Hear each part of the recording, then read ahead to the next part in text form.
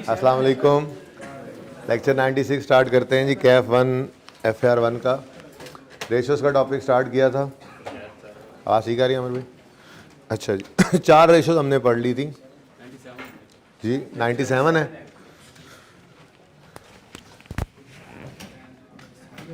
किसने लिखा ये 96? ओके। 4 रेशोज़ हमने डिस्कस कर ली थी। Return on capital employed, return on equity, return on assets और एसेट टर्नओवर। फॉर्मूलाज याद है?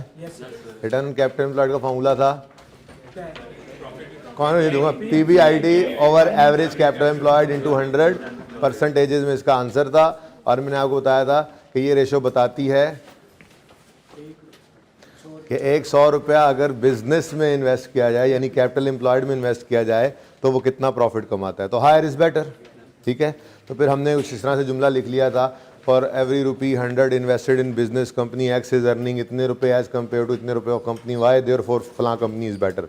However is better to compare this results with industries average and industry's own performance over the years. जज़ाकल्लाह जी। अच्छा, उसके बाद रिटर्न ऑन इक्विटी आया था, तो मैंने कहा था ये ऑर्डिनरी शेयर होल्डर्स की रेशो है, इसलिए इसके अंदर हम पैट लेंगे, और पैट भी वो जिसमें से इररिडीमेबल का भी प्रेफरेंस डिविडेंड माइनस हो चुका हो। ठीक है जी। तो PAT minus irredeemable preference dividend over average ordinary equity. ठीक है, अब हमने कहा था this ratio tells us that this ratio tells us that per ₹100 invested in share capital या equity, company X is earning इतने रुपए as compare to company Y, और हायर इज बेटर। लेकिन अगली बात फिर इसके साथ भी थी, however is better to compare these results with industries average and it is own performance over the year. फिर तीसरी रेशो हमने देखी थी return on assets. Return on assets के अंदर वही PBIT over average total assets कर दिया था हमने। ठीक है, अब उसके अंदर हमने कहा था फॉर पर ₹100 इन्वेस्टेड इन एसेट्स, बस इतना सा फर्क पड़ रहा था, कंपनी एक्स इज अर्निंग इतने रुपए as compare to company Y, और जो ज़्यादा थी वो बेटर। और अगली बात वैसे ही थी, however it is better to compare this results with industries average and it is own performance over the years. ये ना मेन बातें हैं, थोड़ी थोड़ी सारी रेशोज इकट्ठी आती भी नहीं है, मतलब इन 4 में से कोई 1 या 2 आ जाएंगी। ठीक है ना, तो हमें ये बातें इतनी को पता होनी चाहिए, ये जो मिनिमम थ्रेशोल्ड है, यानी कि इतनी बातें लिख के आप पासिंग मार्क्स तो ले सकते हैं इंशाल्लाह। रेशो भी कैलकुलेट की होती है आपने, बाकी तो फिर इंशाल्लाह 2 से 3 दिन आगे, मतलब आज होपफुली रेशोज़ में कंप्लीट कर लूँगा होपफुली।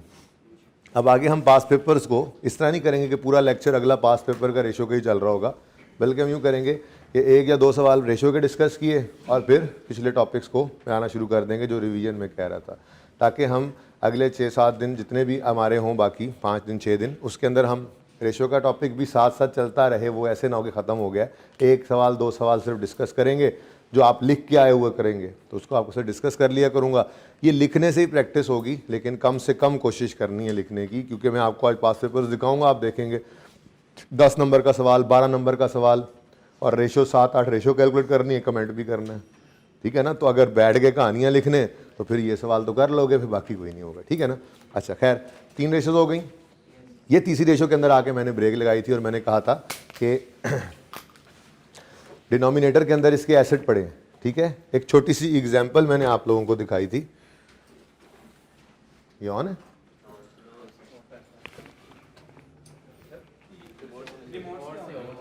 अच्छा, हो गया ऑन? अच्छा जी, एक छोटी सी कैलकुलेशन आपको मैंने दिखाई थी।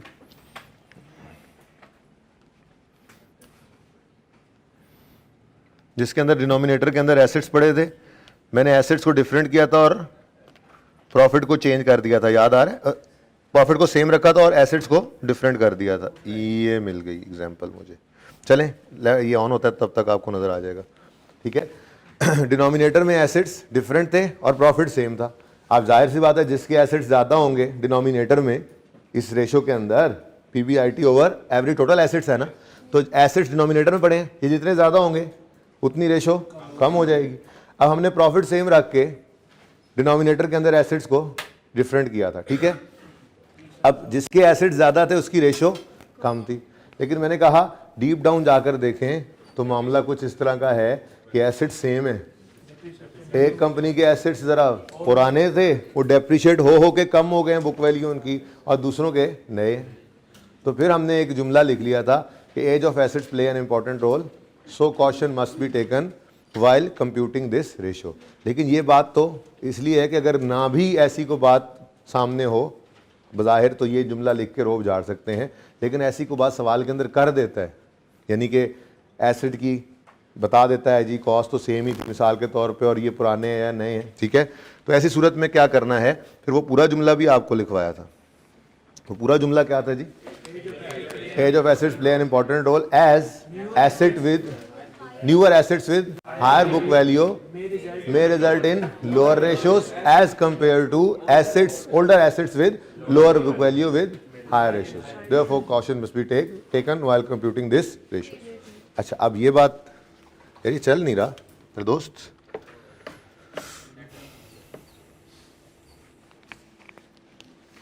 चलो अच्छा उसके बाद ये ज़रा बुला लें जी उनको तब तक। अच्छा अब एक छोटी सी बात देख लें,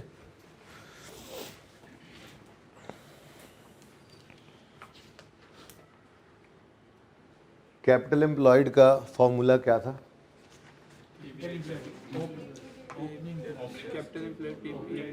capital employed equity opening opening opening, चुप करो, equity plus long term liability.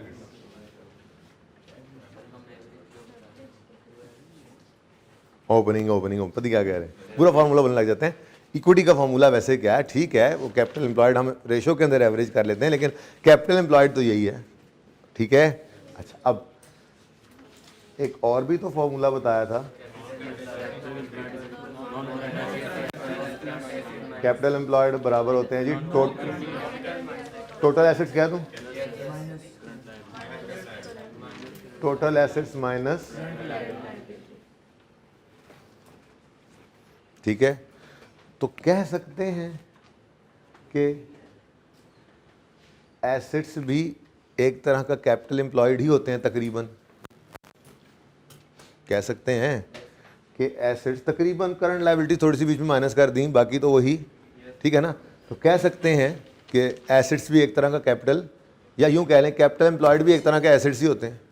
Capital employed क्या है, और यार जो पैसे भी किसी ने इन्वेस्ट किए हैं हमारे बिजनेस में, चाहे वो ओनर है चाहे वो बैंक है, उसको अल्टीमेटली हमने इन्वेस्ट करना नॉन करंट एसेट्स में होता है ना, जिससे हम फिर बिजनेस चला रहे होते हैं, जनरेट कर रहे होते हैं चीज़ें, प्लांट लगाएंगे उसमें रॉ मटेरियल फिर सब कुछ डाल के फिर चीज़ें बना के फिर उनको बेच रहे हैं, ठीक है ना। तो कैपिटल एम्प्लॉयड एक तरह के एसेट्स ही होते हैं। अगर करंट लायबिलिटीज़ को माइनस कर दें तो कह सकते हैं, नहीं कह सकते। इसका मतलब ये हुआ कि ये जो एज ऑफ एसेट्स वाला पॉइंट है, ये एज ऑफ एसेट्स वाला पॉइंट हमारा सिर्फ रिटर्न ऑन एसेट के लिए ही नहीं है, आप इसी एज ऑफ एसेट वाले पॉइंट को रिटर्न ऑन कैपिटल एम्प्लॉयड वाली रेशियो में भी यूज़ कर सकते हैं, क्योंकि इसका डिनोमिनेटर कैपिटल एम्प्लॉयड है जो कि एक तरह के एसेट्स होते हैं। और देखो ना अकाउंटिंग इक्वेशन है ना, एसेट जितने ज़्यादा उतनी कैपिटल एम्प्लॉयड इक्वली करना होता है ना अकाउंटिंग इक्वेशन एक, ठीक है ना।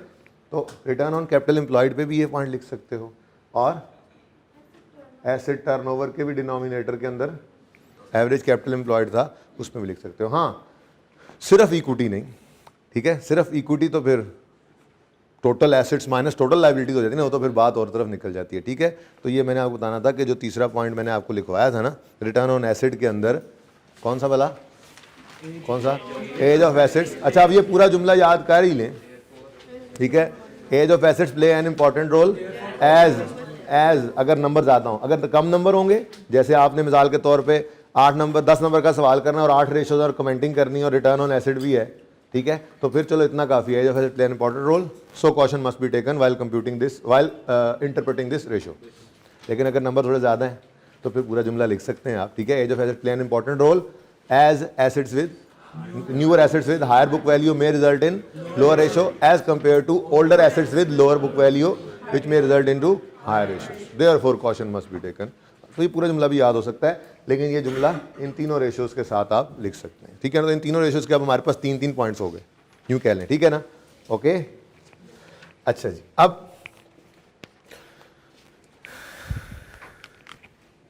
भाई को राब्ता हुआ उनका,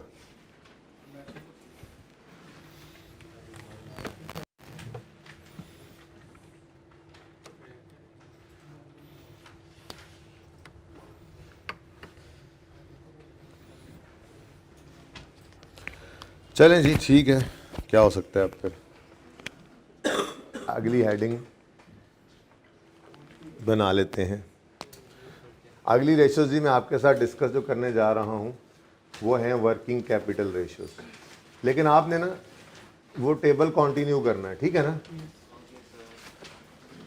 वैसे मैंने पहले 4 रेशियोज जो पढ़ाई ये चारों प्रॉफिटेबिलिटी रेशियोज हैं, क्योंकि इसमें हमने प्रॉफिट को यूज़ किया था। न्यूमरेटर में PBIT, PAT, PBIT, PBIT, sales भी अल्टीमेटली सेल्स अल्टीमेटली प्रॉफिट के अंदर ही रिजल्ट होती है ना, ठीक है। तो इनकम एक्सपेंसेस की कुछ और रेशियोज भी हैं प्रॉफिटेबिलिटी रेशियो के अंदर, जिसमें हम net sales, net profit over sale ratio, gross profit over sale ratio और एक्सपेंसेस ओवर सेल रेशो, ये 3 रेशो तो हमारे अभी हैं प्रॉफिटेबिलिटी के अंदर, लेकिन मैंने उनको भी साइड पे कर दिया, ठीक है। और एक परसेंटेज ग्रोथ इन सेल की रेशो भी है। ये छोटी छोटी 4 रेशोज हैं, बड़ी आसान है, सिंपल है, इसलिए फ़िलहाल इनको साइड पे किया है और मैं कंटिन्यू कर रहा हूँ इसको इसी तरह से, ठीक है ना। तो आप बेशक जगह ना छोड़ें इन 4 रेशोज़ के लिए, इनको अलग ही देख लेंगे हम। इनको हम यूँ कह लेंगे कि मतलब प्रॉफिट एंड लॉस से रिलेटेड 4 रेशोज़ अलग कर लेंगे, जिसमें सेल्स आती हैं। हम देखेंगे जी पिछले साल से इस साल तक सेल ने कितनी ग्रोथ शो की, फिर gross profit over sale ratio, net profit over sale ratio, expenses over cell, तो ये प्रॉफिट एंड लॉस से रिलेटेड होगी ना रेशोज़, ठीक है। तो इनको अलग से लिख लेंगे। इस टेबल को जो बनवाया था इसको आप वैसे ही कंटिन्यू करेंगे, ठीक है ना। बस टॉप पे आप जगह हो तो प्रॉफिटेबिलिटी रेशोज़ की हेडिंग दे देना इन चारों के ऊपर, और अब एक छोटी सी हेडिंग दे लो वर्किंग कैपिटल रेशोज़ और नंबर 5 यूँ लिख लो, ठीक है। समझ आती है बात की।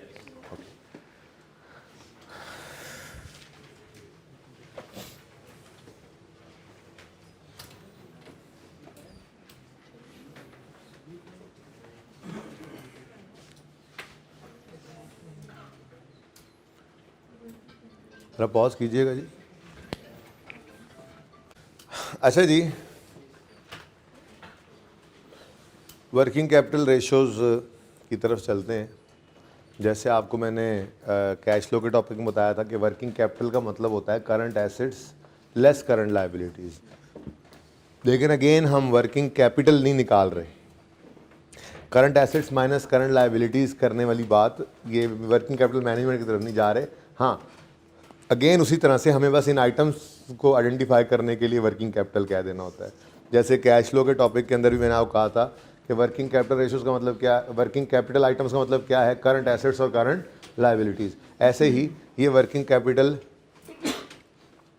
काम हुआ था कुछ, ये वर्किंग कैपिटल रेशियोज़ का मतलब भी क्या है, करंट एसेट्स और करंट लायबिलिटीज़ से रिलेटेड रेशियोज़, ठीक है, जिसके अंदर इन्वेंट्री होगी, डेटर होंगे, क्रेडिटर होंगे, ठीक है। अच्छा,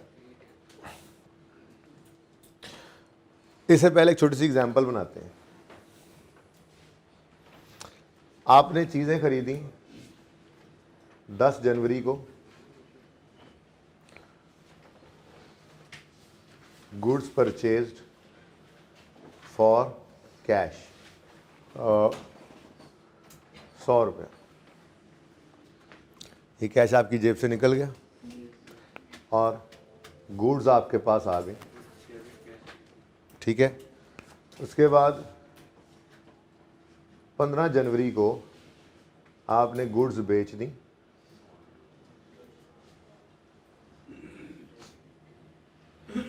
₹150 की,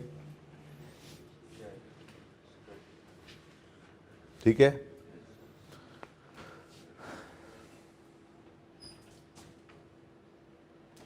पच्चीस जनवरी को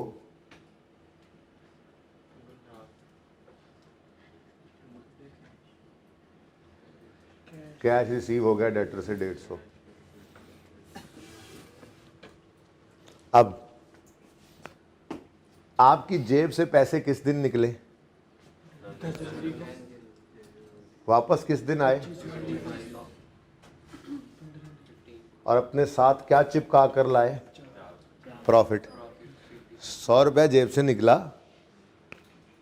5 दिन तक इन्वेंट्री में फंसा रहा, क्योंकि हमने चीज़ें खरीद के रख दी, अभी बिकी नहीं। अब बंदा क्या कह सकता है जी, 100 रुपया मेरा कैश में नहीं पड़ा, बल्कि 100 रुपये जेब से निकल गया था, अब उसके बदले में ये इन्वेंट्री पड़ी है, लेकिन अभी पड़ी है, अभी बिकी नहीं है। अब 5 दिन मेरा पैसा कहाँ फंसा रहा, इन्वेंट्री में, ठीक है। मैंने यहाँ पे कैश में खरीद ली थी, ठीक है ना, ये भी बाद में देख लेंगे क्रेडिटर्स को। ओके, फिलहाल सादा बात, 5 रुपए मेरे जेब से निकले और 5 दिन तक कहाँ फंसे रहे। इसका मतलब कि अगर मैं 10 से 15 जनवरी की बात करूं तो इन्वेंट्री में मेरे पैसे फंसे रहे कितने दिन, इसको कहा जाता है जी इन्वेंट्री डेज। इन्वेंट्री डेज कितने निकल आए, यानी कि 5 दिन पैसे कहाँ फंसे रहे, इन्वेंट्री में, ठीक है। अच्छा, उसके बाद 15 को मैंने चीज़ें बेची और ये चीज़ें जो बिकी इनके पैसे आ गए मुझे 25 जनवरी को। इसका मतलब मज़ीद 10 दिन मेरे पैसे फंसे ही रहे, लेकिन कहाँ फंसे रहे, डेटर के पास। देखो ना, जेब से 100 रुपये निकला, इन्वेंट्री आ गई। अब जेब से 100 रुपये निकल गया, हम क्या कह रहे हैं जी, ये 100 रुपये की चीज़ें पड़ी हैं हमारे पास। 5 दिन वो चीज़ें पड़ी रहीं, फिर हमने वो चीज़ों को बेच दिया, ठीक है। जब चीज़ों को बेचा तो अब पैसे कहाँ फंसे हुए हैं, पैसे आए नहीं वापस। हम कह रहे हैं जी अब ये हमारा रिसीवेबल है, ठीक है, 10 दिन, इसको कहा जाता है जी डेटर डेज। कितने जी, 10 दिन, ठीक है। उसके बाद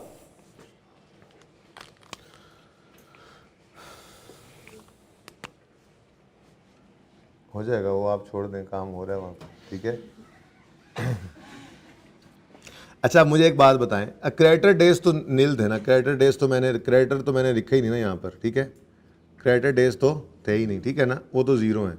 वैसे करते हैं इनको माइनस होते हैं, बहरहाल छोड़ें, क्योंकि ये हमने किसी के पैसे फंसाए होते हैं ना, बहरहाल इसको छोड़ दें, फिलहाल ये तो है ही नहीं, ठीक है।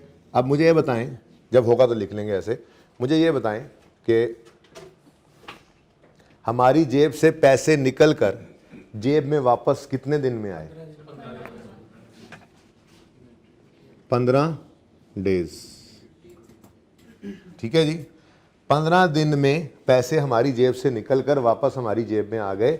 इसको माइनस के साथ लिखते हैं, लेकिन मैंने इसको जीरो ज्यूम किया, मैंने उधार पे चीज़ खरीदी नहीं थी, ठीक है ना, वरना ये माइनस हो जाता है, क्योंकि ये हमारी जेब से पैसे नहीं निकले होते। मिसाल के तौर पे किसी से आपने चीज़ उधार पे खरीद ली है, आपने पैसे नहीं दिए, उससे पैसे समझे ले ली, चीज़ ले ली ना उसने, इसलिए ये माइनस से आता है। फिलहाल इसको छोड़ें, सादा बात कर लें पहले, ठीक है। अब 5 दिन जमा 10 दिन, टोटल कितने हैं, इस 15 दिन को कहा जाता है कैश साइकिल। इसको कैश ऑपरेटिंग साइकिल भी कहा जाता है, इसको वर्किंग कैपिटल साइकिल भी कहा जाता है, वर्किंग कैपिटल साइकिल, ठीक है। तो ये जो 15 दिन है, ये जितने ज़्यादा होंगे उतना बेटर है, जितना हायर होंगे, क्या ख्याल है ना, क्या समझ आ रही है, वही रेशो का टॉपिक है यार, ठीक है। कैश जेब से निकल के जितनी जल्दी वापस आएगा उतना बेहतर है। दिस इज, ये हायर इज बेटर नहीं है, वो प्रॉफिटेबिलिटी हायर बेटर थी, ये क्या है, जितना जल्दी इन्वेंट्री सेल में कन्वर्ट हो उतना बेहतर है। पैसे फंसा लो, इन्वेंट्री बिक ही नहीं रही, पैसे ले चीजें लेके रख ली हैं, बिक नहीं रही, क्या अच्छी बात है, नहीं, जितना जल्दी इन्वेंट्री सेल में कन्वर्ट हो जाए बेटर, जितना जल्दी डेटर से पैसे रिसीव हो जाए वो बेटर, और जितना मैक्सिमम क्रेडिट ले सकें क्रेडिटर से वो बेटर, जितना मैक्सिमम। ये नहीं कि आपको जितना लेट पैसे दो, उन्हें कहा 10 दिन में पैसे दे देना, आप 10 महीनों में नहीं दे रहे, सारी मार्केट में आपका नाम बदनाम करेगा, एनूनी चीज़ देनी उधार थे, पैसे नहीं दे देता। बात समझ आ रही है, ठीक है ना, लेकिन वो बात मैंने फिलहाल की नहीं। तो सादा बात, डेटर डेज जितने कम, क्यों, आपने इधर चीज़ बेची, 5 दिन बाद पैसे आ गए, देखो ना, ये 100 रुपया जेब से निकल कर वापस आया तो 150 हो गया था, अब ये 150 निकलेगा तो वापस फिर 250 आएगा। बात समझ रहे हो ना, ये साइकिल जितनी दफा रिपीट होगा प्रॉफिट उसके साथ लग लग कर आता रहेगा, तो जितना शॉर्टर हो उतना बेटर है, ठीक है। तो इसके अंदर क्या क्या हम वेरिएबल्स ले सकते हैं, क्या क्या चीज़ें इसमें मैनेज करें तो ये कम से कम होगा। हम जल्दी से जल्दी कोशिश करके इन्वेंट्री बेचें और जल्दी से जल्दी पैसे रिकवर करें डेटर के साथ, क्या मतलब, सेल भी हमारी ना इफेक्ट हो और ऐसी टर्म्स पे उसको सेल करें, डिस्काउंट देकर कुछ ऐसा करके जल्द से जल्द पैसे रिकवर करें, और मैक्सिमम क्रेडिट हमें मिल रहा हो मार्केट से, ठीक है। तो ये चीज़ें इंप्रूव कर देती हैं हमारे किसको, वर्किंग कैपिटल साइकिल को। तो ये 4 रेशोज़ हैं, ये 4 रेशो आपको पढ़ाई हैं, ठीक है। पहली रेशो डेटर डेज, दूसरी रेशो इन्वेंट्री डेज, तीसरी रेशो क्रेडिटर डेज और चौथी रेशो कैश ऑपरेटिंग साइकिल या वर्किंग कैपिटल साइकिल। ठीक है जी।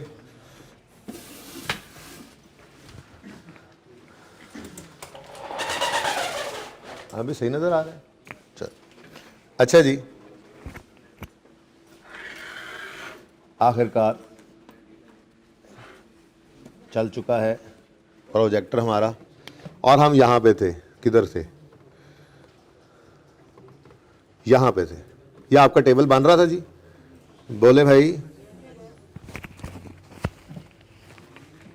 चले, आपके नंबर 5 अब रेशो आनी है ना जी? बोले तो सबसे पहले कौन सी? डेटर क्रेडिटर में जो सी मर्जी ले लें। चलें, आपने यहाँ पर हेडिंग छोटी सी बना ली होगी, वर्किंग कैपिटल रेशो ऐसे करके ना। ऐसे येलो से तो नहीं बनानी हेडिंग, आपने ब्लैक से बनानी है ना। अब हिलाते हुए भी डर ही लग रहा है, वैसे बंद ही ना हो जाए। वर्किंग कैपिटल रेशोज, ऊपर वाली रेशोज कौन सी हैं जी? Profitability ratios. ठीक है, प्रॉफिटेबिलिटी रेशोज मैंने आपको अर्ज किया कि 4 और रेशोज हैं, लेकिन वो प्रॉफिट एंड लॉस से चूंकि रिलेटेड हैं इसलिए उनको अलग ही कर लेंगे। ठीक है ना।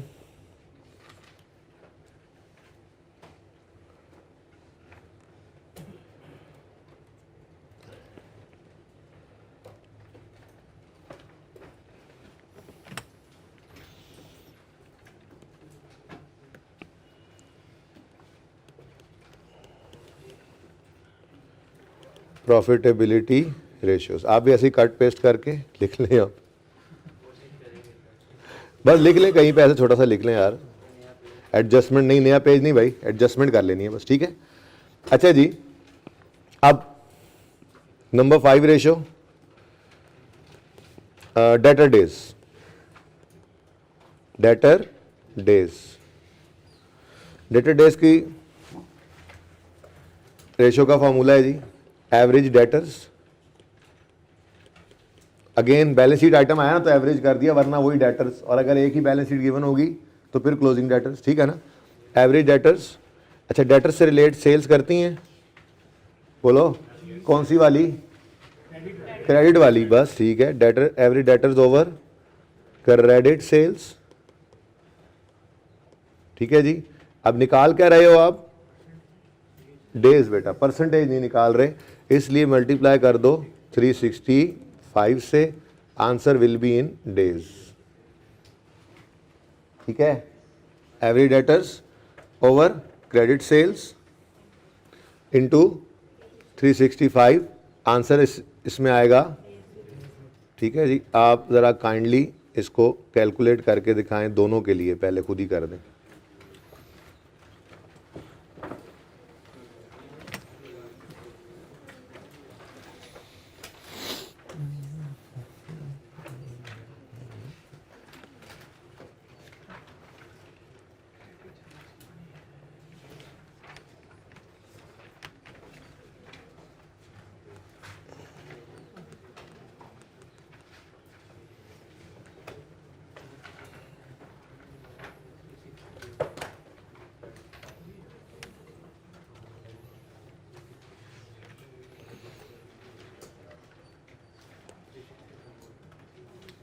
बल्कि पहले इन्वेंट्री डेज।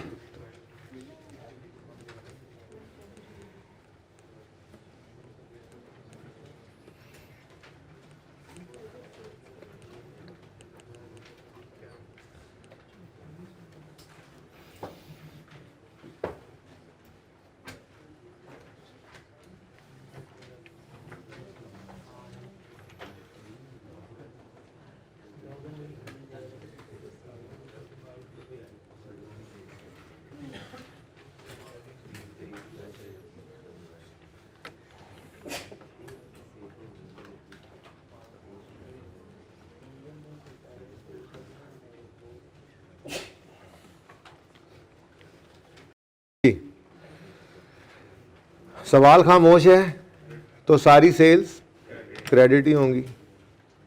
तो 12,000 तो हमारी आ गई सेल्स। उसके बाद डेटर्स की बात करें तो डेटर्स हमारे पास मौजूद हैं कंपनी एक्स के, ओपनिंग 1900, क्लोजिंग 2400, ठीक है जी।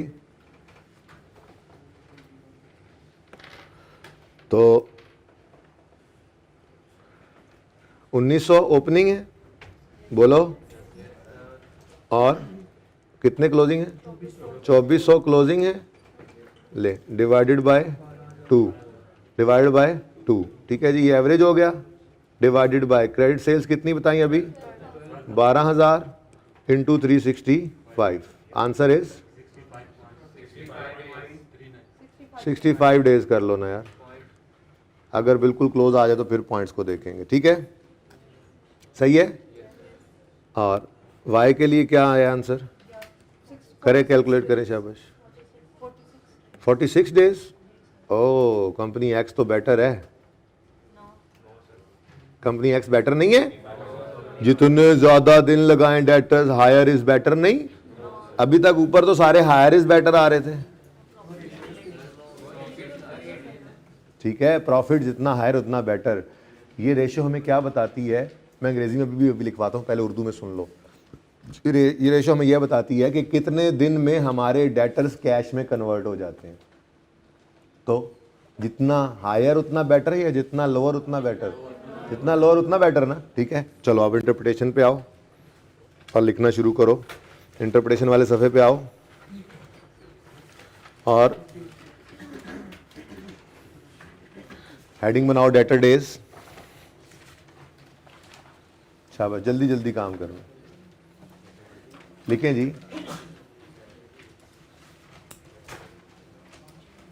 अच्छा, अब यूं नहीं बताना हमने, पहले अगली एक लाइन में ये बताएं, this ratio tells us that in how many days our debtors are converted into sale, company X debtors are converted. बल्कि पहली बात ही बारी बात ऐसी लिखते हैं कि पहली बात भी कवर हो जाए और दूसरी भी। तो लिखें, debtors of company X are converted into cash. बात आ गई ना सारी, जो हम पहले बता रहे थे कि जी ये बताती है रेशो कि कैश में कितनी जल्दी हमारे कितने दिनों में हमारे डेटर्स कैश में कन्वर्ट होते हैं। तो वही बात पहले जुमले में लिख दी हमने, ठीक है, ठीक है। Debtors of company X are converted into cash in 65 days. Debtors of company X are converted into cash in 65 days as compared to 46 days for company Y. Debtors of company X are converted into, साथ वाले को मत देखो ना, दोबारा सुन लो। Debtors of company X are converted into cash in 65 days as compared to 46 days for company Y.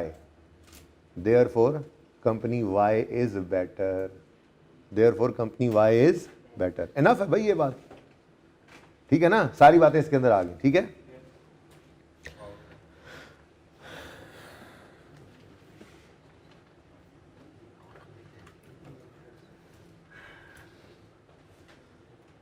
इधर देखें, ये क्या है? हो सकता है पिछले साल से इस साल में कंपनी वाई उल्टा ज़्यादा टाइम ले गई हो और कंपनी एक्स ने इम्प्रूवमेंट दिखाई हो, और हो सकता है ओवरऑल इंडस्ट्री 20 दिन के अंदर पैसे रिकवर कर लेती हो, तो दोनों ही नूर है। तो ये जुमला यहाँ भी आ सकता है जो पिछली 4 रेशोज में आ रहा था। तो अगला जुमला लिखें, however it is better to compare these results with industry average and entities own performance over the years. However, it is better to compare ... अगली बात लिखी हुई है ना पहले। However, मैं बोल बहरहाल पूरी रहा हूँ, आप पूरी लिखे ना। However, it is better to compare these results with industry average and entities own performance over the years. Copy paste है जुमला पहले रेशो वाला।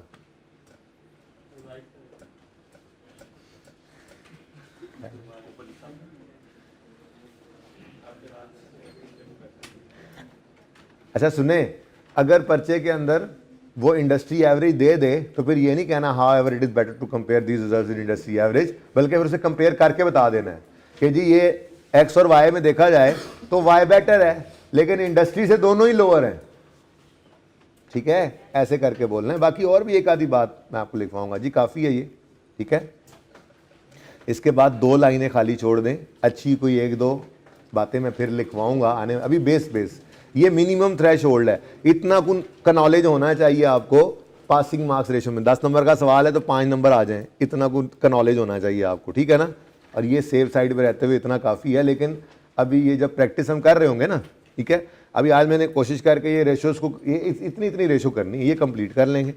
उसके बाद फिर मैं आपको पास्ट पेपर्स होमवर्क पे दूंगा, आप लिख के आएंगे, आप कंपेयर करेंगे उसको। ये वाला एसी बंद कर दो यार।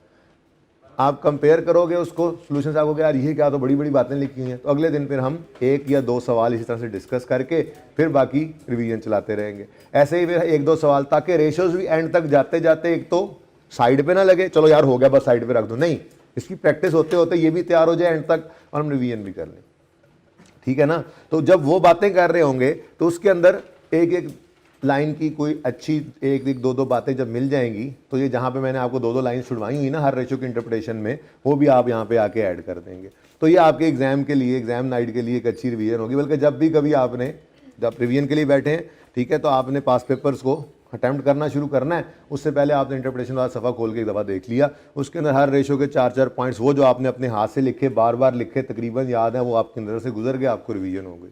तो 100% तो बिल्कुल वैसा सोल्यूशन आपका नहीं होगा जैसा ICAP का होता है, लेकिन आपके सोल्यूशन के अंदर अच्छी काम की इतनी बातें होंगी कि 60-70% मार्क्स आप स्कोर कर लें। और एट द सेम टाइम आप ज़्यादा टाइम नहीं लगा रहे होंगे उस पर, आप जल्दी से रेशो कैलकुलेट करेंगे, 2 से 3 पॉइंट जो आपके जहन में, बस वो लिख कर आगे चलते जाएंगे, ठीक है ना।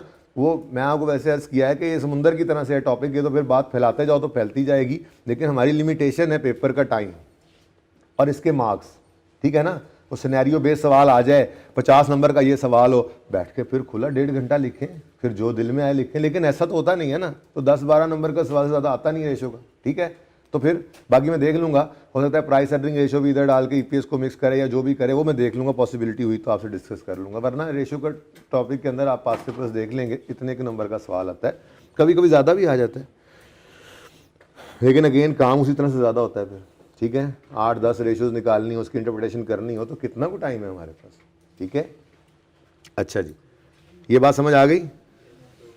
चलो फिर नेक्स्ट रेशो है इन्वेंट्री डेज।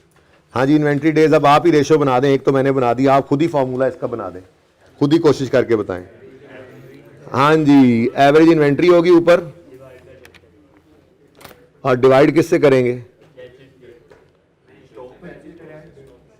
है एवरेज इन्वेंट्री ऊपर और एवरेज स्टॉक नीचे, एक ऐसी बात है। इन्वेंट्री कहाँ पड़ी होती है यार, प्रॉफिट एंड लॉस के अंदर। देखो बैलेंस शीट में इन्वेंट्री तो उठा ली, बैलेंस शीट से वो तो आ गई, स्टॉक इन्वेंट्री कहाँ पड़ा होता है इनका, हाँ, तो बस कॉस्ट ऑफ सेल्स से डिवाइड करो, कॉस्ट ऑफ सेल्स।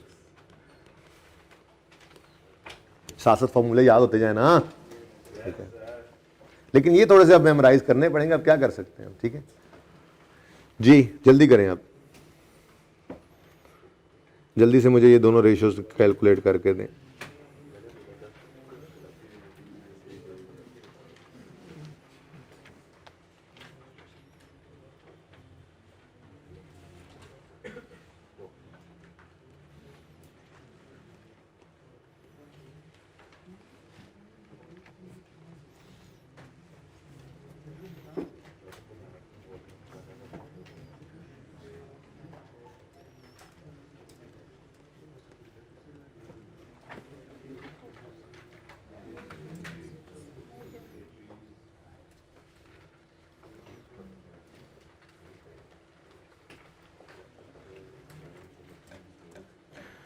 हो गया कैलकुलेट।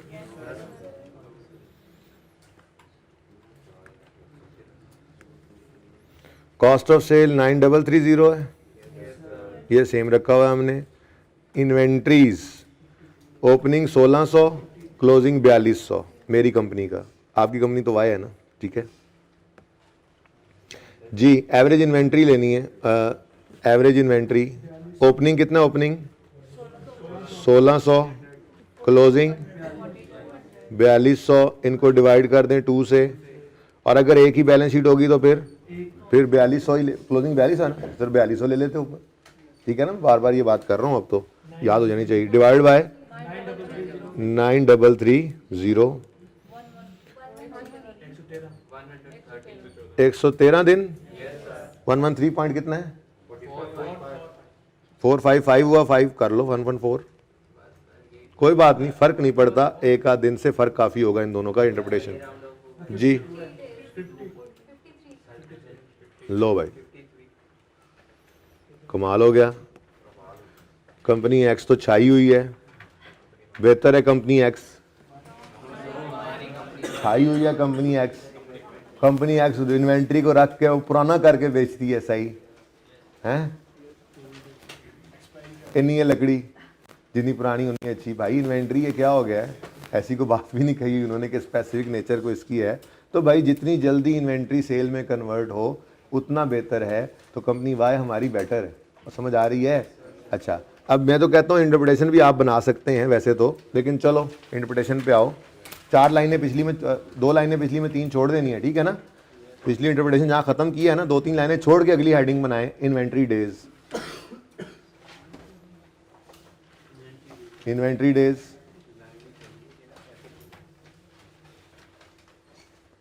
हाँ भाई, क्या जुमला बनेगा आप ही बताएं। Inventory of company X is converted into sale in 114 दिन एज कंपेयर टू 53 दिन of company Y, therefore company X is better.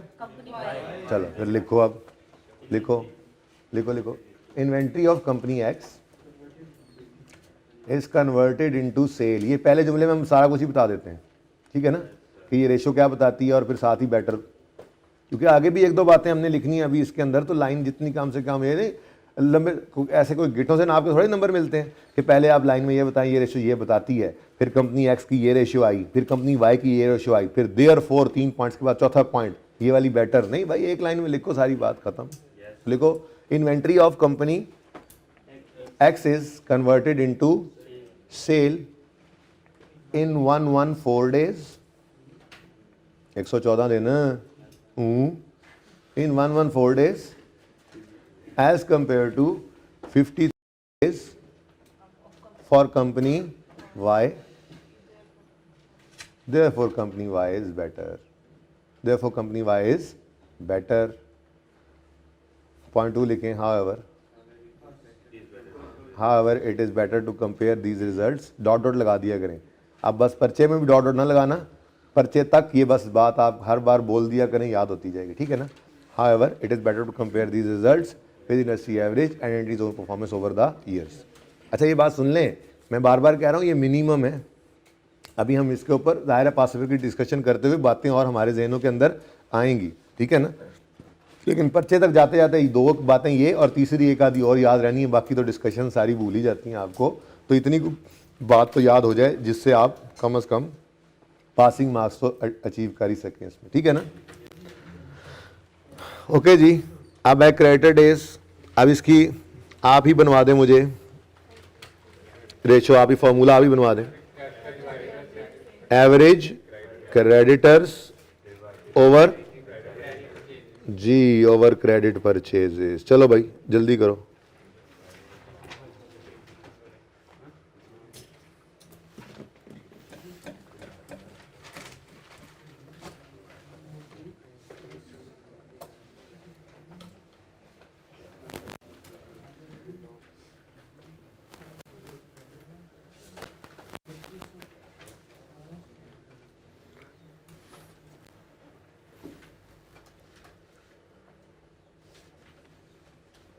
जी क्या हुआ, क्यों चुप कर गए आप, क्या हुआ, परचेजेस नहीं मिल रही।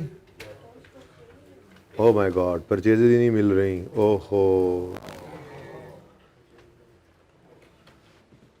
अगर परचेजेस ना मिले तो बस मुंह चुक के नहीं, कॉस्ट ऑफ सेल ले लेनी, हर मुमकिन कोशिश करनी है कि परचेजेस निकालें। यार अभी तो डायरेक्ट मेथड करके आए हो, इन्वेंट्री का लेजर बनाते थे, opening closing cost of sale, तो परचेज निकल आती है कि नहीं निकल आती। इन्वेंट्री ओपनिंग भी अवेलेबल है, क्लोजिंग भी अवेलेबल है, कॉस्ट ऑफ सेल भी अवेलेबल है, लेजर बनाओ, परचेजेस निकालो। हाँ, अगर इन्वेंट्री का ओपनिंग क्लोजिंग ना होता तो फिर मजबूरी के दर्जे में कॉस्ट ऑफ सेल ही ले लेते हम इस रेशो में, लेकिन अभी कोई मजबूरी नहीं है, हम इन्वेंट्री के लेजर को बनाकर परचेजेस की फिगर निकाल सकते हैं। निकाल सकते हैं नहीं निकाल सकते। ये देखो कंपनी एक्स के लिए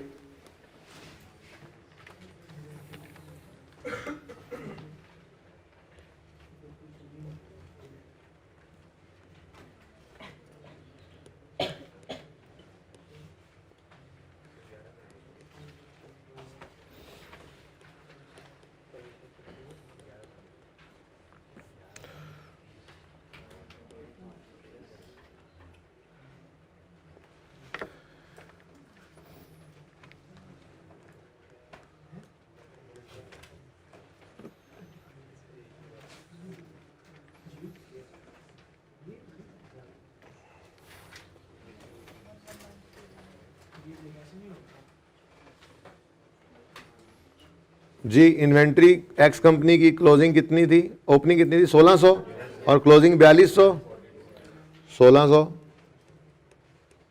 और 4200। उसके बाद इन्वेंट्री के लेजर में डेबिट साइड पे परचेजेस आती हैं और क्रेडिट परचेजेस देख लेंगे, और क्रेडिट साइड पे कॉस्ट ऑफ सेल्स आती हैं। सवाल में कॉस्ट ऑफ सेल गिवन थी जी, कॉस्ट ऑफ सेल 9330 है, तो 11 ये परचेजेज आ गई हमारे पास। ठीक है जी, ओके। तो मुमकिन कोशिश, हर मुमकिन कोशिश करनी है इन्वेंट्री परचेज की फिगर निकल आए। अच्छा, अगर ना होता डाटा, इन्वेंट्री ना गिवन होती अगर मिसाल के तौर पे, तो फिर हम नहीं निकाल सकते थे ना परचेज की। फिर मजबूरी के दर्जे में ये लिख लेना हो आपने तो लिख लेना कि हमने कोशिश करनी है कि परचेजेस निकल आएँ।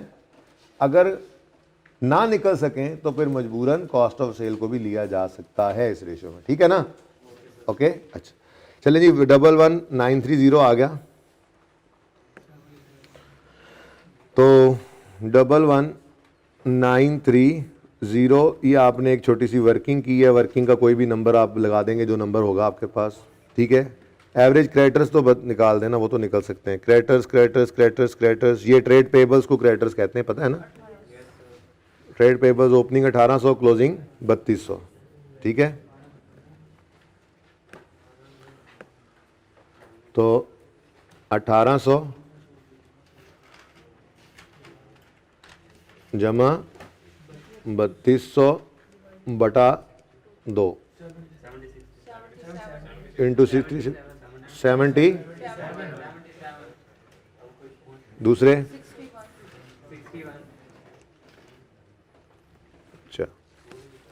अच्छा जी, ये रेशो ना सबसे खतरनाक रेशो है।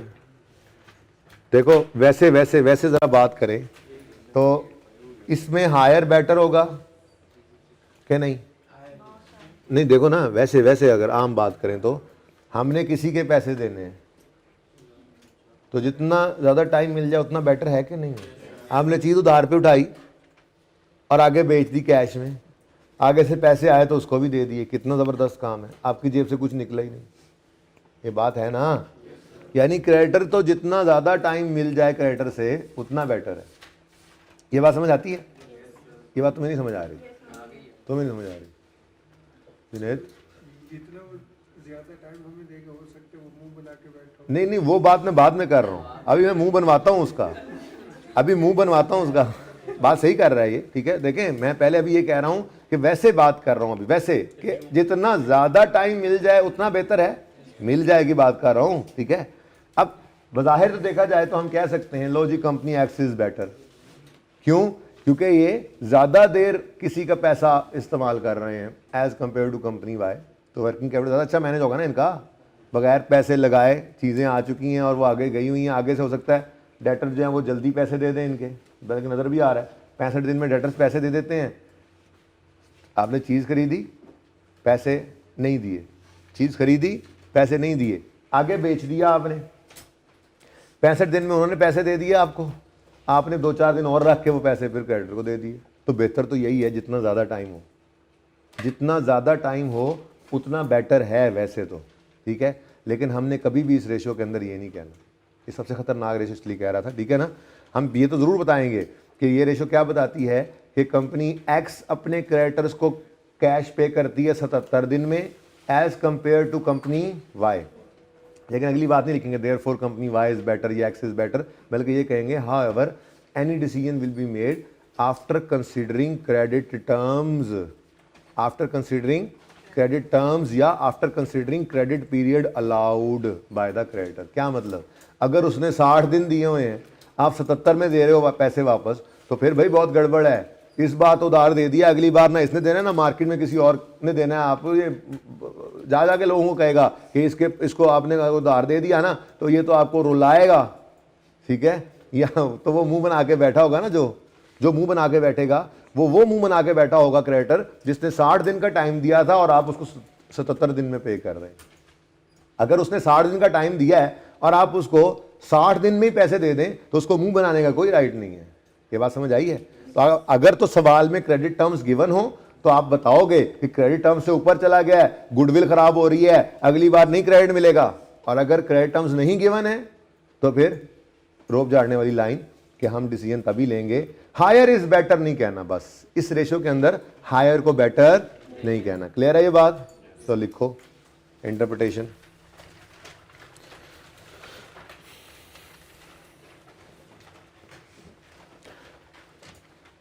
Company X pays to its creditors in 77 days. Company X makes payment यूं कर लें, या pays to its creditors, जैसे मर्जी दिल करे। Company X makes payment to its creditors in 77 days. In 77 days, as compared to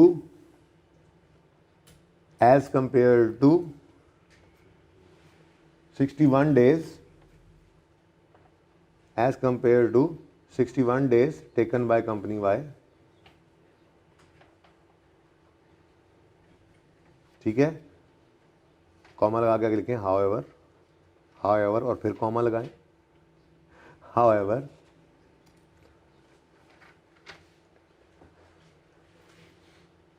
any decision shall be made, however any decision shall be made after considering, however any decision shall be made after considering credit period allowed to each company। however any decision shall be made after considering credit terms भी काफ़ी था, लेकिन ज़्यादा बेहतर क्या है, however it is better to, however any decision shall be made after considering credit period allowed to each company. हम safe side पे रहे, ठीक है। और ना ही इसके अंदर आप ये लिखने की जरूरत है it is better to compare these reserve with industry average entities, बस ज़्यादा बात ही यही है। देखो बड़ा नाजुक मामला है, आपका नाम है, आपके नाम का मसला है मार्केट के अंदर। तो अगर आप क्रेडिट पीरियड अलाउड से ज़्यादा टाइम ले रहे हैं तो फिर ये आपकी गुडविल को हैम्पर कर रहा है। आप कारोबार करने बैठे हैं भाई, अगर आपका एतमाद ही लोगों के अंदर ख़त्म हो गया तो फिर आपसे कारोबार नहीं होना। बिग चीज़ उधार पे रही है, आगे उधार से मिल नहीं रही है, तो ख़रीद आप कैश पे रहे हो, आगे दे उधार पे रहे हो, तो फिर तो आपको बस वर्किंग कैपिटल मैनेज ही करना मुश्किल हो जाए आपके लिए, ठीक है ना। तो क्रेडिटर की रेशो के अंदर हायर इज़ बेटर नहीं कहना, हालांकि दिल के अंदर आपके बात यही है कि हायर बेटर ही होता है, लेकिन बेसिकली ना हम कोशिश ये करते हैं कि हम देखो हमारी कोशिश क्या होगी, वर्किंग कैपिटल मैनेज करने वाले आप जब अकाउंटेंट बैठे होंगे, अकाउंट्स मैनेजर, फाइनेंस मैनेजर आप बैठे होंगे, जब किसी कंपनी में आप वर्किंग कैपिटल मैनेज करना चाहते हैं तो आप अपने सेल वालों को कहेंगे यार कोशिश करो कि सेल जल्दी, इन्वेंट्री जल्दी सेल में कन्वर्ट हो जाए।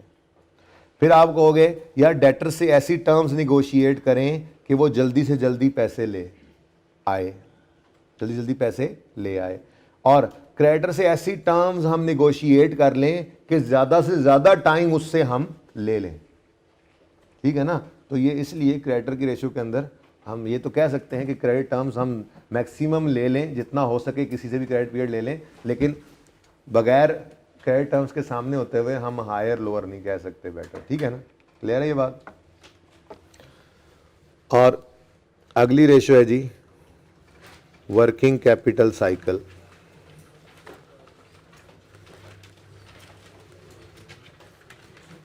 इसको कैश साइकिल या कैश ऑपरेटिंग साइकिल भी कहते हैं।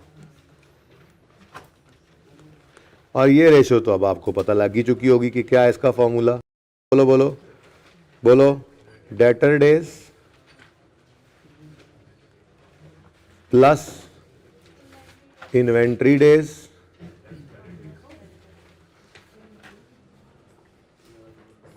Less creditor days. ठीक है जी, और आंसर इसका डेज में ही होगा क्योंकि डेज ही हैं सारे। ठीक है, चलें फिर, ये तो अब कहीं पे जाने की ज़रूरत नहीं है आपको, आपकी ऊपरी रेशियोज के अंदर इनका आंसर गिवन है।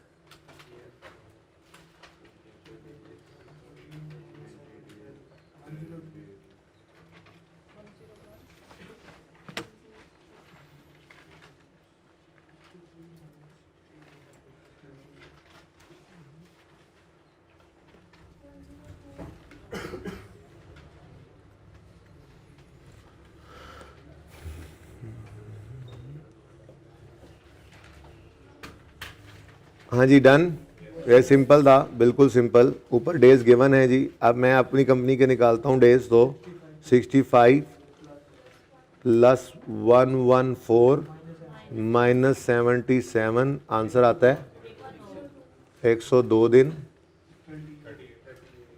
और दूसरे, अब देख लो ना कि ज़्यादा बेटर कौन है, ज़्यादा बेटर कौन है? क्यों आप शक में क्या पड़े हुए हैं? ज़्यादा बेटर कौन है? एक्स ज़्यादा बेटर नहीं है? नहीं भाई, मैंने अभी बताया था कैश साइकिल का मतलब ही क्या है, जेब से पैसा निकल के वापस जेब में आया। तो ये जितना लेट हो जाएगा ये उतना गड़बड़ हो जाएगा मामला, ज़्यादा देर तक पैसा फंसा रहेगा मुख्तलिफ जगहों पे, तो भाई फिर हम आगे दोबारा से चीज़ें खरीद के दोबारा इस साइकिल को नहीं ना चला सकते। ठीक है, तो भाई इसका मतलब ये है कि cash operating cycle company x का 38 डेज है। ठीक है, जिसका मतलब क्या है, ये ज़्यादा बेटर मैनेजमेंट कर रहे हैं वर्किंग कैपिटल की। ज़्यादा बेटर मैनेजमेंट का मतलब क्या है, जल्द अज जल्द इन्वेंट्री को बेच लेते हैं, जल्दी से जल्दी डेटर से पैसे रिकवर करते हैं, और मैक्सिमम पीरियड जो है ये क्रेडिटर से भी ले रहे हैं। ठीक है, तो वर्किंग कैपिटल साइकिल की इंटरप्रिटेशन थोड़ी सी डिफरेंस ही है, ज़रा लिख लो फिर। अब लिखो,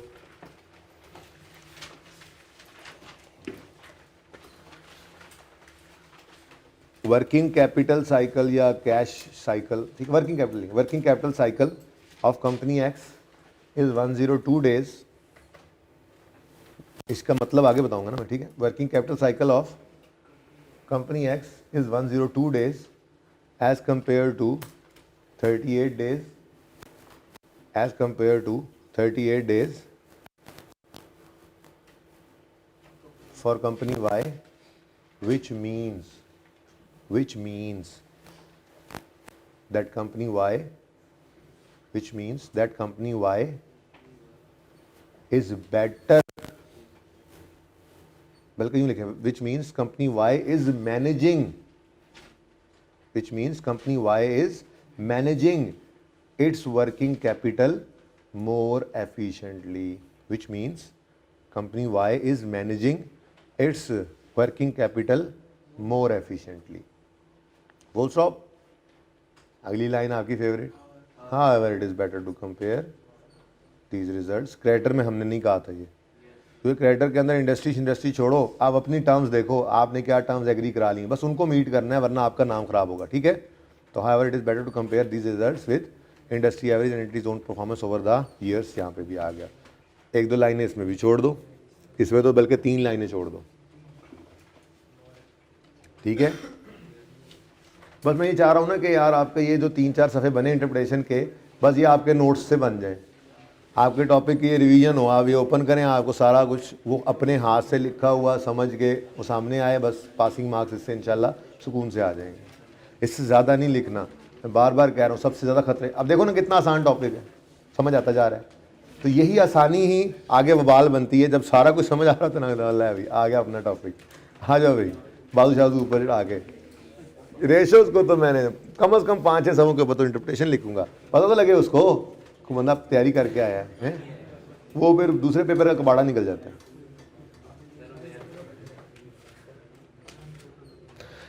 अच्छा जी, अब एक थोड़ा सा काम है ज़रा माजरत के साथ, वो क्या है, ये जो मैंने डेज वाली रेशियोज निकाली हैं, इनका एक और तरीके से भी कैलकुलेट किया जा सकता है और बोला जा सकता है, ठीक है। और वो ज़रा देख लीजिए एक बार तवज्जो से, इत्मीनान से और ध्यान से।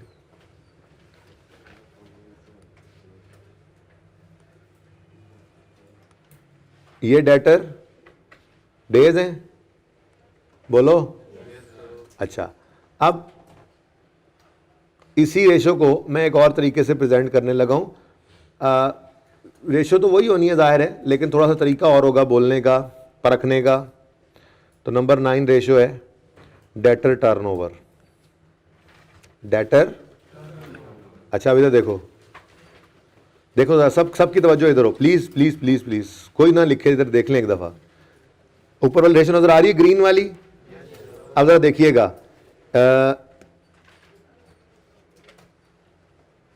डेटर टर्नओवर, तो रेशो को कर दो टर्नओवर। जुगाड़ बता रहा हूं, ऐसा थोड़ी हम 7 रेशो याद करने बैठ जाएंगे। हमने तो एक डेटर वाली रेशो याद की थी, बाकी अगली भी इसी हिसाब से बना ली थी।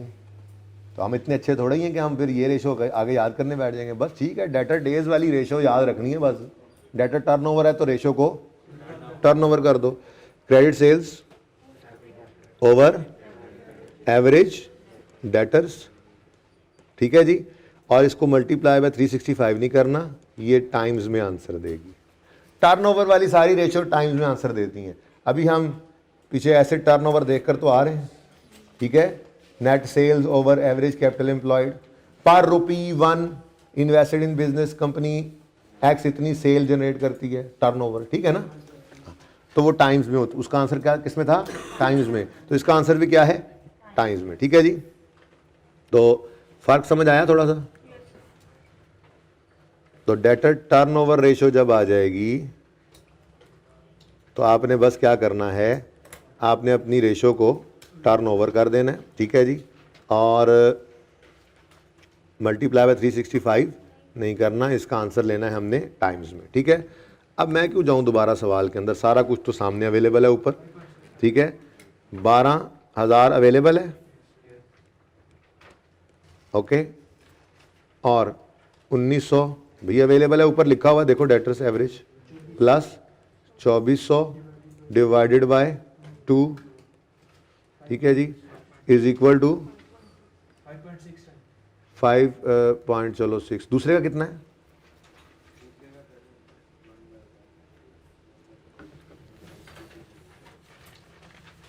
दूसरी की कितनी रेशो, ताकि मेरा राउंड कर लूं, मेरा दिल कर रहा है 8। चलो तो इसको 6 टाइम्स कर लूं, 6 टाइम्स, और दूसरा कितना है जी?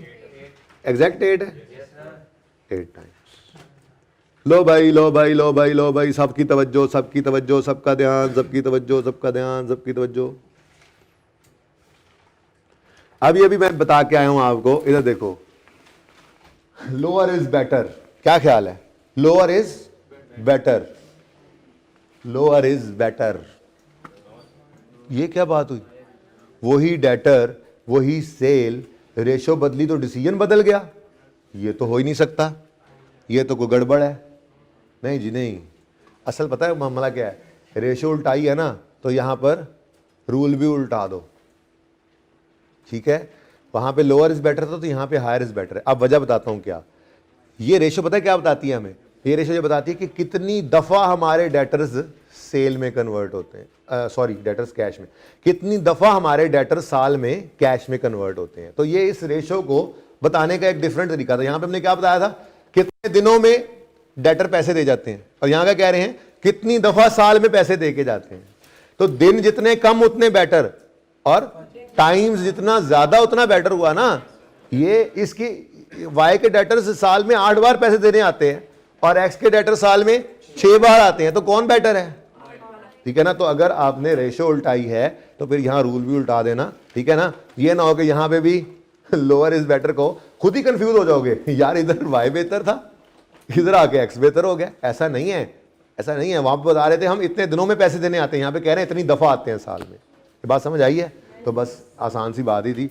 तो जल्दी से इसकी इंटरप्रिटेशन पे जाओ।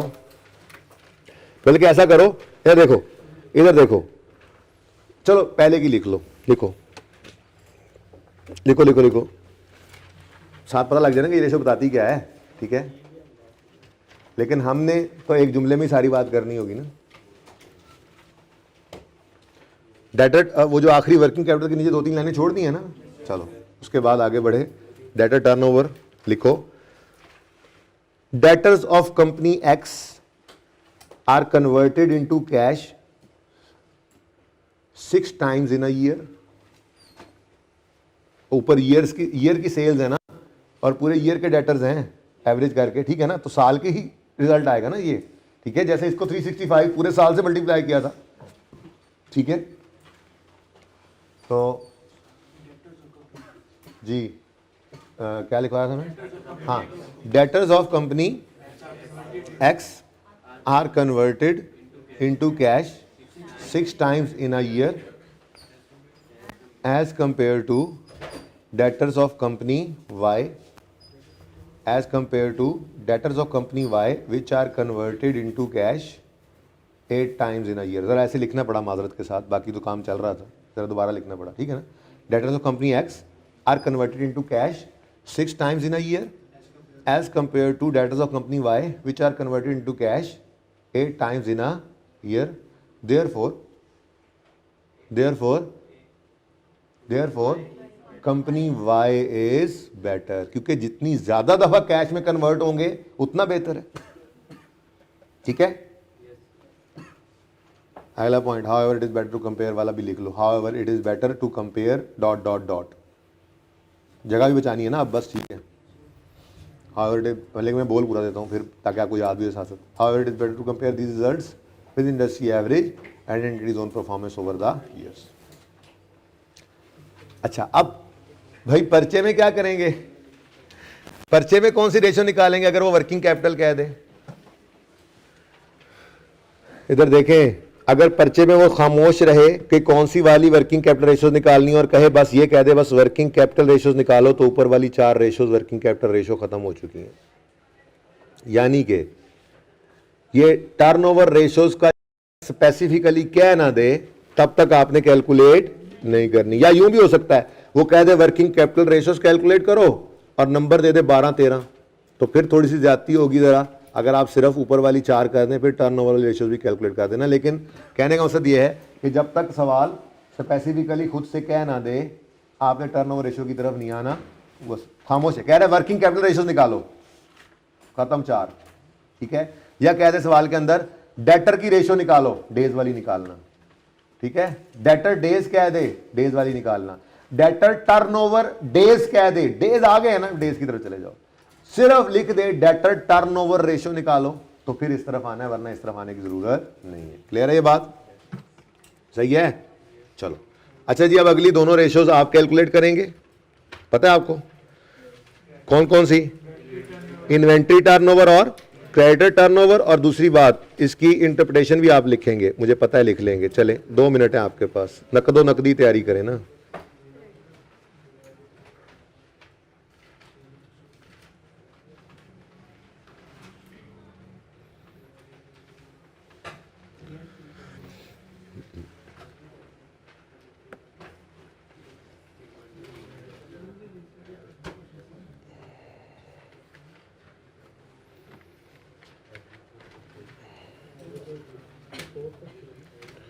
माजरत ही ज़्यादा बैठना पड़ रहा है मुझे आजकल, थोड़ा सा आपको पता ही है, पढ़ाई हो रही है हमारी, गड़बड़ हो गई थी ज़रा तबीयत मेरी, बेहतर है। लेकिन क्लासें पूरी कर दी हैं ना मैंने, रेस्ट की बजाय क्लासें वही 5-6 चल रही हैं, तो फिर थोड़ा सा जहाँ तक हो सके बैठ जाओ। इस टॉपिक में तो बैठा जा सकता है ना जी।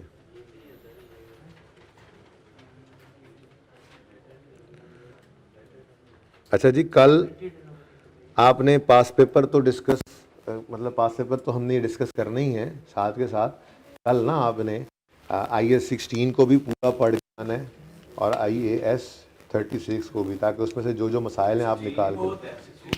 अच्छा बहुत, वैसे मैंने 5 ही डिस्कस करने हैं, लेकिन चूंकि मैं रेशोज़ के साथ ही शुरू कर रहा हूँ, इसलिए इतना कोई टाइम गुंजाइश बन जाएगी कि 20-25 मिनट रेशो का 1 या 2 सवाल डिस्कस करेंगे और बाकी का घंटा 1.5 घंटा रिवीजन कर रहे होंगे। तो चलें आइए 16 के साथ साथ कोई शायद और ना भी हो सके डिस्कस, लेकिन स्पैन बढ़ गया ना, स्पैन बढ़ गया, साथ साथ रेशो साथ साथ रिवीजन, जब तक तसल्ली नहीं होगी, ठीक है ना।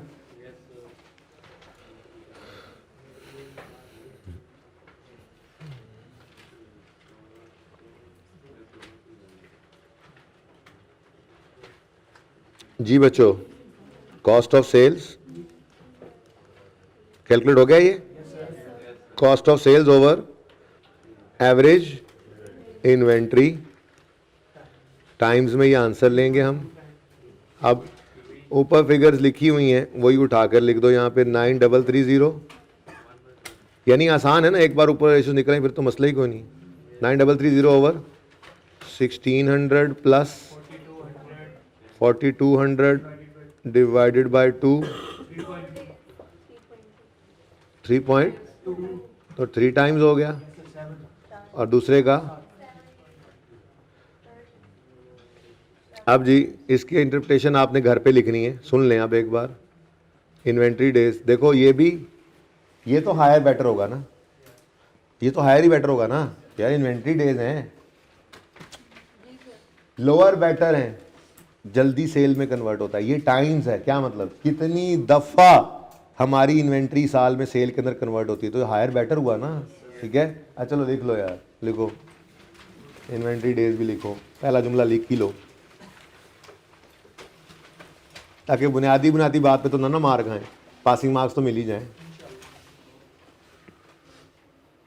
लिखें जी, inventory of company X is converted into sales 3 times in a year. Inventory of company X is converted into sales 3 times in a year.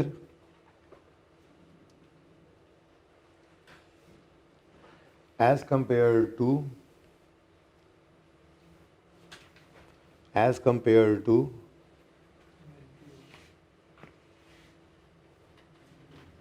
inventory of company Y, which is converted into 7 times, which is converted into sales, as compared to inventory of company Y, which is converted into sales 7 times in a year. बस ये याद रखना, कितनी दफ़ा cell में convert हो रही है इन्वेंट्री। एक्स की 3 दफ़ा और वाई की 7 दफ़ा इन्वेंट्री साल में सेल में कन्वर्ट होती है, तो इसकी ज़्यादा दफ़ा सेल में कन्वर्ट हो जाती है, तो ये बेटर हुआ, therefore company Y is better. उसके बाद आपका हाउएवर वाला पॉइंट है, माशाल्लाह।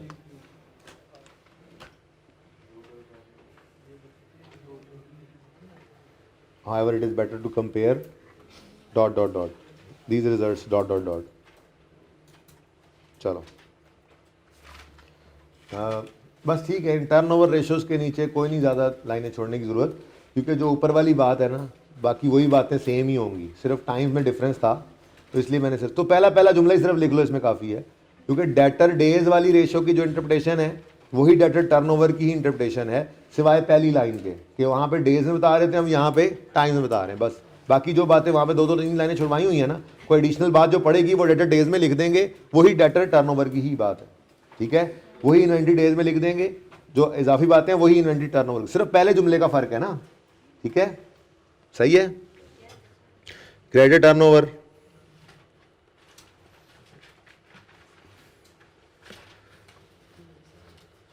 क्रेडिट टर्नओवर बोलो, credit purchases over average creditors. Times में इसका आंसर चाहिए होता है हमें जी। ये ऑलरेडी निकल चुकी हुई है, अब दोबारा कौन सी मेहनत करनी है, वर्किंग से निकाली थी हमने, ठीक है जी। और 1800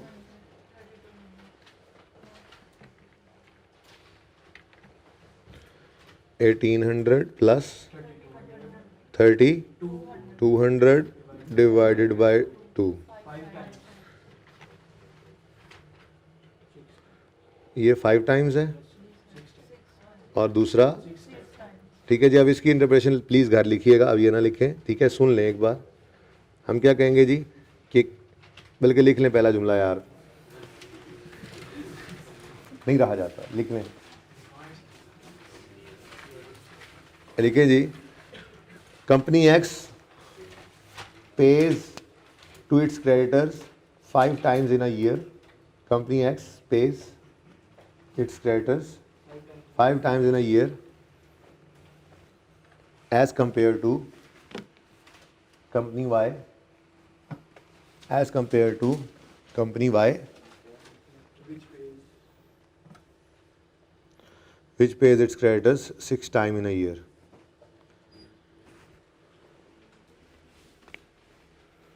कॉमा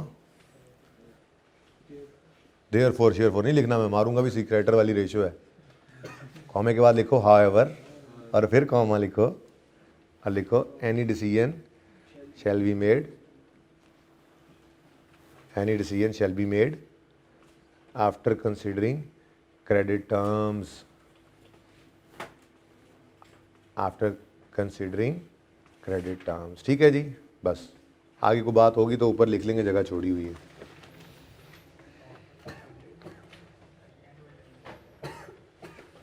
जी भाई, company X pays to its creditors 5 times in a year as compared to 6 times a year of company Y. However, any decision shall be made after considering credit period allowed to each company.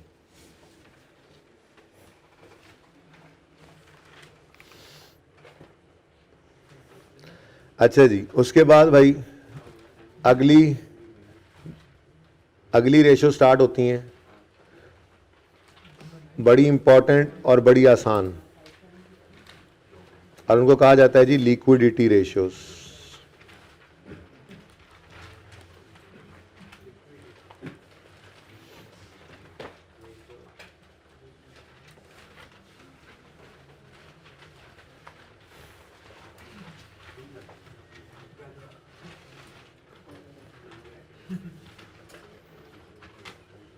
हाँ जी, पहला सफा पूरा हो गया ratios में, दूसरे पे आ गए। बस 2 रेशियोज इसकी लिक्विडिटी की हैं और एक डेट रेशियो है, और एक इंटरेस्ट कवर रेशियो एंड पे बता दूंगा, और फिर प्राइस अर्निंग रेशियो उधर से उठा कर लाए तो 5वीं, तो सफ़ा इंशाल्लाह 2 दूसरे के ऊपर ही 4-5 रेशियोज हैं, यानी कि 3 तो ये रहेगी ना जो अभी पढ़ा देनी है। ठीक है, उसके बाद इंटरेस्ट कवर रेशियो एक है जो आगे की किताब में सिर्फ बस एक नाम लिखा हुआ है, कहीं पे उसकी कैलकुलेशन वगैरह नहीं है, एक वो फिर बाद में ऐड करवाऊंगा कल। ठीक है, और फिर ईपीएस के टॉप के ऊपर, मतलब स्टार्ट के अंदर प्राइस अर्निंग रेशियो एक लिखी हुई थी जो ईपीएस को यूज़ करके हम निकालते हैं, वो भी फिर इसी पेज पर ही ऐड कर लेंगे हम। तो बस यही रेशियोज रहेंगे। ठीक है, हाँ वो प्रॉफिटेबिलिटी वाली आसान रेशियोज हैं, वो तो होमवर्क में दे के भेजूँगा, आज कर लेंगे इंशाल्लाह। असल कहानी शुरू होगी। अब देखें, ये तो टॉपिक यहाँ पे ख़त्म नहीं हुआ, यहाँ से शुरू हुआ है। ये वो बुनियाद पड़ी है जिसके बुनियाद को सामने रखते हुए आपको पता लग गया कि यार ये रेशो ये है, ये रेशो ये है। अब पास पेपर के अंदर सवाल कैसे देता है, फिर उसके अंदर रिक्वायरमेंट क्या करता है, पूछता क्या है, फिर उसने सोल्यूशन किस तरह से किया होता है, उसको टैकल करना सीखना है। अगले 4-5 दिन में हमने हर रोज़ 20 से 25 मिनट, 20 से 25 मिनट, ज़्यादा देर कर नहीं सकते डिस्कशन इसकी, बंदा बोर हो जाता है, और वैसे भी हमें चाहिए एंड पे जो दिन थे वो हम उसको इन बिल्ड कर लेते हैं। ठीक है ना, तो तकरीबन मेरी 1.25 से 2 घंटे की क्लास प्लान्ड है, 1.25 तक तो होती रहेगी। तो हम 20 से 25 मिनट रोज़ रेशोज़ को देंगे। ठीक है, और बाकी तकरीबन 1.5 घंटा हम रिवीजन करते चले आएंगे। ठीक है ना, सही है ना। इख्तितामी क्लासेस चल रही हैं आपकी। करंट रेशो,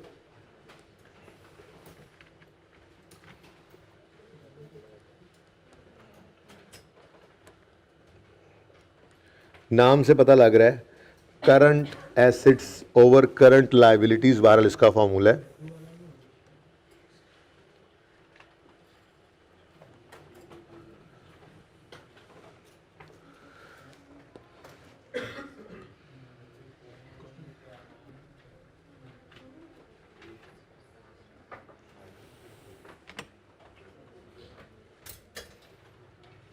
जी करंट रेशो का फॉर्मूला है जी, current assets over current liabilities.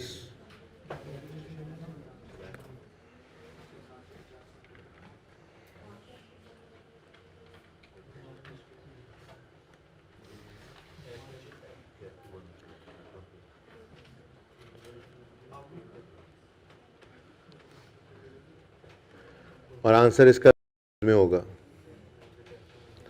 और एक बात याद रखना, यहाँ पर आपने एवरेज नहीं करना, इस पर स्टार लगाओ और अपने पास लिख लो।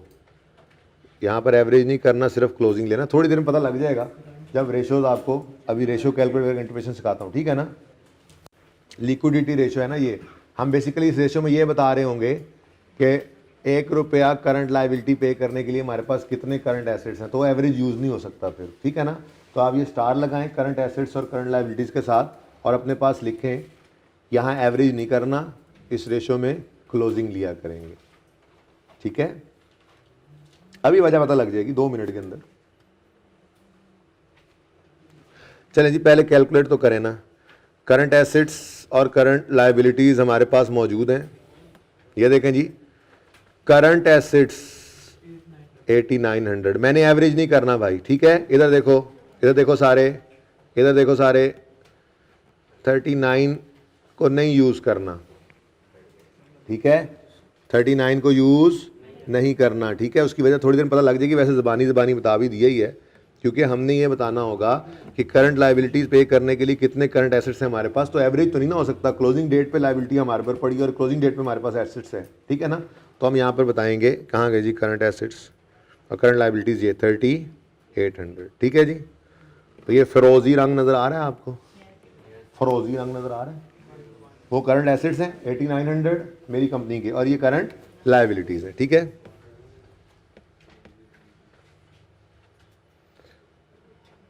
जी, करंट एसेट्स कितने हैं भाई? 8900 और करंट लायबिलिटीज 30, कितना आता है जी? 2.3 टाइम्स। चलो ठीक है ना, फिर ऐसे ही लिख लेते हैं। क्या हो गया यार, कुछ नहीं होता, लड़ते क्यों आपस में।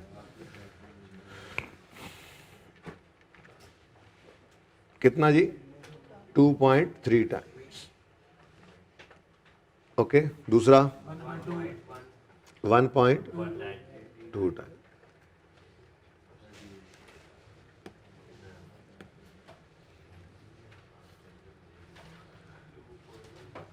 यार एक छोटी सी एग्जांपल पहले देखें जरा, फिर इंटरप्रिटेशन करते हैं।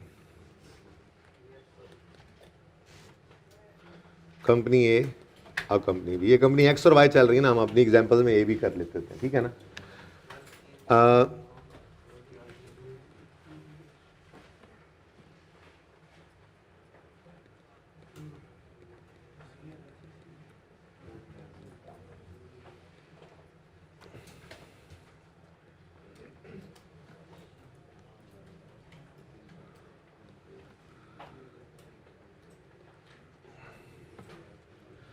जी, बस यही करंट एसेट और करंट लायबिलिटीज़ हैं। करंट एसेट और करंट लायबिलिटी करते हैं तो क्या आंसर आता है जी? 2 और 1 करें तो कितना जी? 2 टाइम्स। बी के बारे में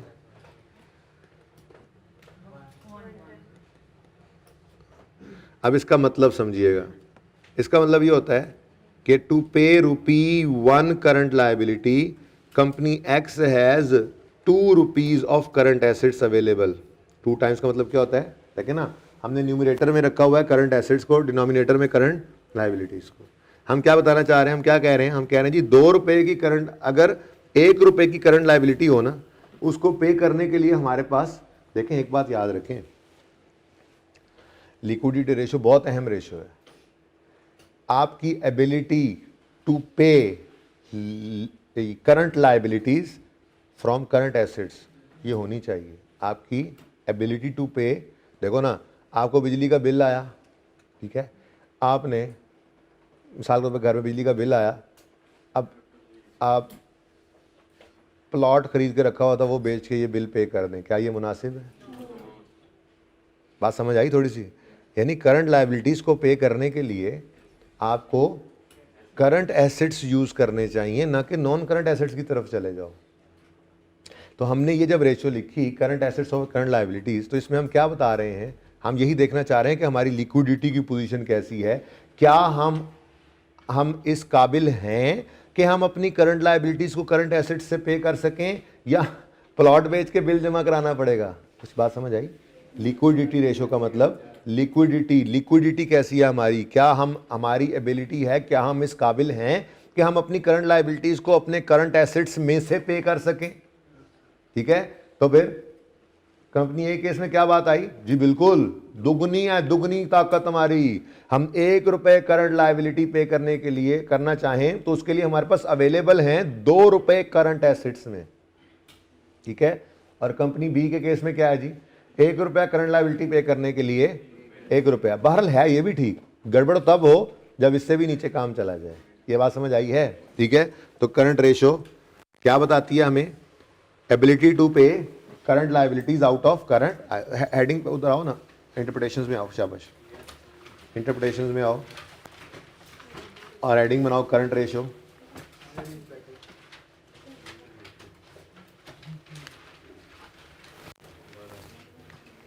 जी, करंट रेशो हेडिंग बना ली। ऐसे ही अपने समझने के लिए ना साइड पे लिख लो, इंटरप्रिटेशन में ये नहीं लिखेंगे, वैसे अलग से लिख लो अपने पास वहीं पे, ऐसे हेडिंग के साथ ही छोटी सी ना ऐसे ऐसे करके साइड पे करके आप लिखो, क्या है जी ये, एबिलिटी टू पे current liabilities out of current assets. ठीक है ना, अपने पास ये लिख लो साइड पे ही करके, वहाँ इंटरप्रिटेशन के अंदर लिखने की जरूरत नहीं, इंटरप्रिटेशन के अंदर हम यही बात पहले जुमले में लिख देंगे ना, लेकिन ये मैं इंपॉर्टेंट समझ रहा हूँ ये बात लिखना, ये आपको लिख लेनी चाहिए कहीं पे भी। ठीक है ना, ताकि याद तो रहे कि ये है क्या। भाई समझ आ गई रेशो की, करंट रेशो क्या है हमारी एबिलिटी टू पे current liabilities out of current assets, बस कहानी खत्म। टॉपिक आसान लग रहा है ना, इसीलिए खतरनाक है, मैं इसीलिए सबसे ज़्यादा इससे डरता हूँ। ठीक है ना, अभी आप जब देखेंगे ना पास्ट पेपर के अंदर लंबी चौड़ी डिस्कशन कर सकते हैं आप, तो वहाँ पे बस मैंने आपको रोकना, इसलिए मैंने इसको तोड़ दिया कि एक पेपर पास पेपर या मैक्सिमम 2 पास पेपर एक दिन में डिस्कस करने, 20 से 25 मिनट। आपको 2 सवाल, शायद मैं आज 4-5 सवाल आपकी तरफ फेंक दूँ कि यार ये करने हैं, 1 कर लिया, 2 कर लिए, 1 बाय 1 हम डिस्कस करेंगे। आप लिखेंगे खुद से तो फ़ायदा होगा। आप रेशो कैलकुलेट कर ली, मोटी मोटी बातें आपको मैंने याद करा दी, ये तो यहीं पे साथ याद हो गई हैं। अब आपने इसकी प्रैक्टिस करनी है। अब आप घर पे लंबी लंबी कहानियाँ लिखेंगे, आपको अंदाजा होगा कि पर्चे में आप क्या गलती करते हैं, लंबी लंबी कहानियाँ लिखने की तरफ जाएंगे, आप देखेंगे तेज़ी से लिख रहे हैं तब भी टाइम मैनेज नहीं हो रहा, फिर अगले दिन आएंगे, फिर हम उस सवाल को डिस्कस करेंगे, 2-4 पॉइंट्स में उसमें टेक्निकल बताऊंगा, वो काम की बात निकल आई तो जो 2-2 3-3 लाइनें छोड़ी हुई हैं वो एक एक लाइन करके पॉइंट उधर ऐड कर लेंगे। तो इस प्रैक्टिस के अंदर से हमारी इंटरप्रिटेशन जो हैं उनका एक खाका सा बन जाएगा। हम डिस्कशन के अंदर थोड़ा सा उसको तैयार भी कर चुके होंगे और फिर पर्चे में लिखने के लिए तेज़ी से हमारे पास मवाद भी मौजूद होगा। ठीक है ना, तो इसको इसी तरह से लेके चलेंगे, वरना बहुत वजनी हो जाता है ये काम। अगर मैं अगला एक लेक्चर और फिर उससे अगला दूसरा लेक्चर फुल फ्लैज अगर फिर इसकी डिस्कशन पे रख दूँ ना, तो फिर वो बड़ी गड़बड़ हो जाएगी, फिर आप लोगों का इंटरेस्ट उस तरह से डेवलप नहीं होता। तो हर रोज़ हम 1 या 2 सवाल पास पेपर के डिस्कस किया करेंगे, रेशोज़ के एंड तक इसको साथ चलाते रहेंगे, ताकि ये ना हो कि वो साइड पे हो जाए। मेरा दिल ये कि ये तो साथ साथ तैयार होता ही रहेंगे। ठीक है, चलें। अच्छा जी, इंटरप्रिटेशन लिखें जी, इंटरप्रिटेशन करंट रेशो की हेडिंग बनाएं और लिखें, टू पे ₹1 करंट लायबिलिटी, टू पे ₹1 current liability, company X has 2.3 to pay ₹1 current liability. Company X has 2.3 rupees, नहीं टाइम नहीं, अब रुपीज नहीं बता रहे ना, बताओ ना, 1 रुपये, उधर भी तो रुपया लिखा है, ऊपर टाइम कौन सा लिखा है, ऊपर रुपया लिखा है, नीचे भी रुपया लिखो, रट्टा बुला दिया मुझे, क्या कह रहा था मैं, टू पे ₹1 of current liability, company X has 2.3 rupees of current assets available,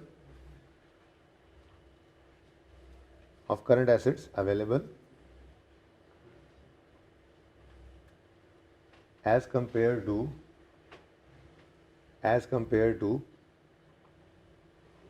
rupees 1.2 for company Y, as compared to rupees 1.2 for company Y।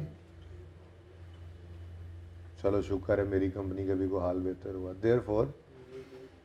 therefore company X is better, because company X is better because it is in a better position, because it is in a, therefore company X is better, therefore it is नहीं क्या लिखवा रहा था मैं, जरा शुरू से मुझे जरा रट्टा भूल गया. To pay rupee 1 current liability, company X has 2.3 rupees of current assets available as compared to company Y. Therefore company X is better because therefore नहीं लिखवाया था, because it is in a better position to honor या pay, because honor की वजह pay ही लिखे हैं, honor मुश्किल लफ्ज़ हो जाना है. Because it is in a better position to pay its current liabilities out of its current assets. Therefore, because it is in a better position to pay its current liabilities out of its current assets. Full stop. क्या ख्याल है, पास year data और industry average यहाँ भी relevant हो सकती है? बिल्कुल हो सकती है. आपने पिछले साल की निस्बत इसको इम्प्रूव किया या नहीं, आपकी इंडस्ट्री की एवरेज क्या है, ये सारी बातें रेलेवेंट हैं. तो अगला पॉइंट लिख सकते हैं, however it is better to compare these results with industry average and it is own performance over the years. लेकिन ये बड़ी इंपॉर्टेंट रेशियो है, ये भी और इससे अगली भी, इसलिए इसके नीचे 4 लाइनें छोड़ देना अगली इंटरप्रिटेशन से पहले. एक और जुमला यहाँ पे लिखवाना है मैंने, वो जुमला लिखने से पहले ज़रा थोड़ी सी इधर देखें, ज़रा एक बात सुने इधर.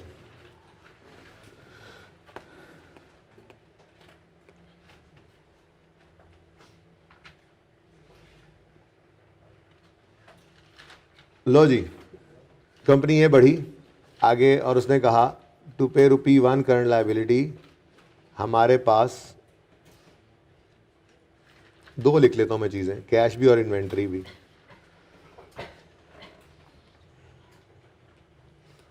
लो बताओ भाई, करंट एसेट्स बताओ 250, करंट लायबिलिटी 1 रुपया. कमाल नहीं हो गया? ये हुई ना कंपनी, ना बात. 1 रुपये करंट लायबिलिटी पे करने के लिए हमने 250 रुपये करंट एसेट्स में रखा हुआ है. आओ जरा मुकाबले में, company Y company B merge नहीं कर लेंगे.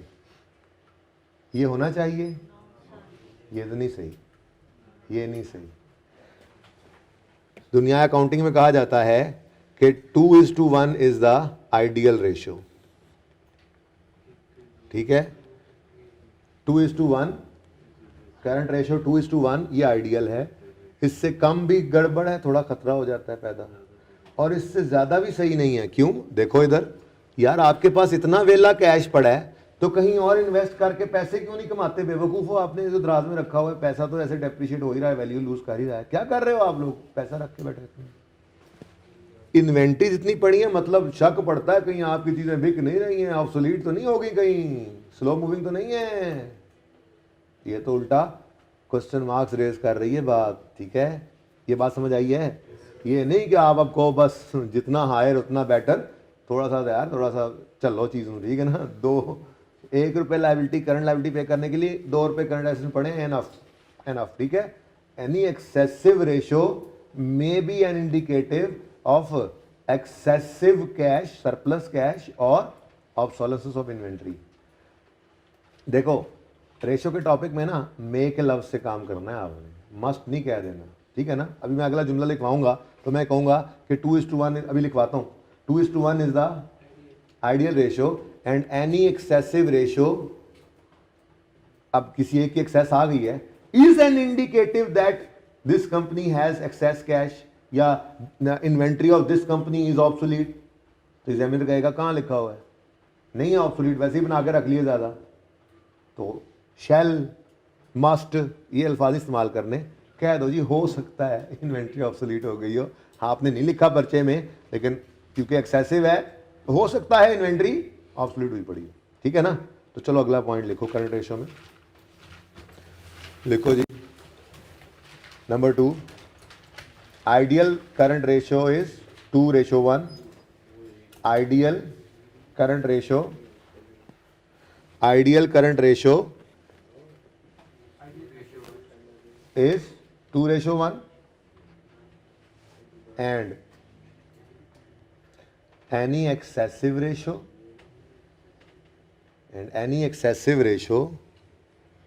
इन इससे अगर आगे है तो ठीक है, and any excessive ratio may be an indicative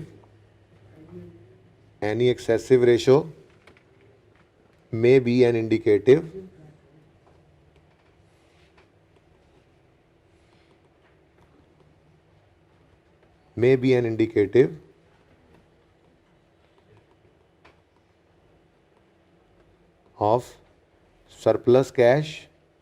ये भी एक गड़बड़ है, क्यों सरप्लस पड़ा है जी, कहीं इस्तेमाल कर लो यार, बात समझ रहे हो ना।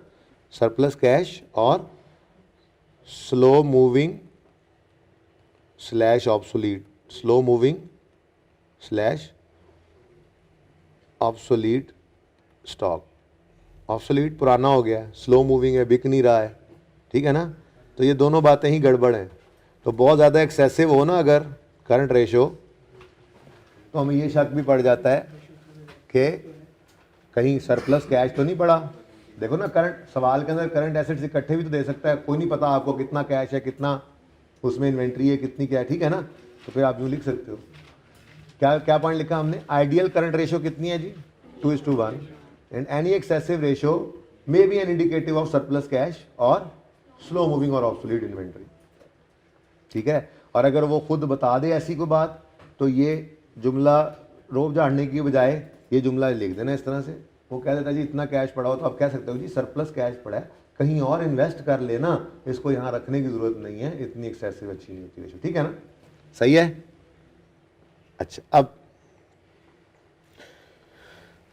अच्छा जी, अब अगला मसला क्या आया, अगला मसला ये आया, बंदे आगे बढ़ के कहने लगे कि ये जो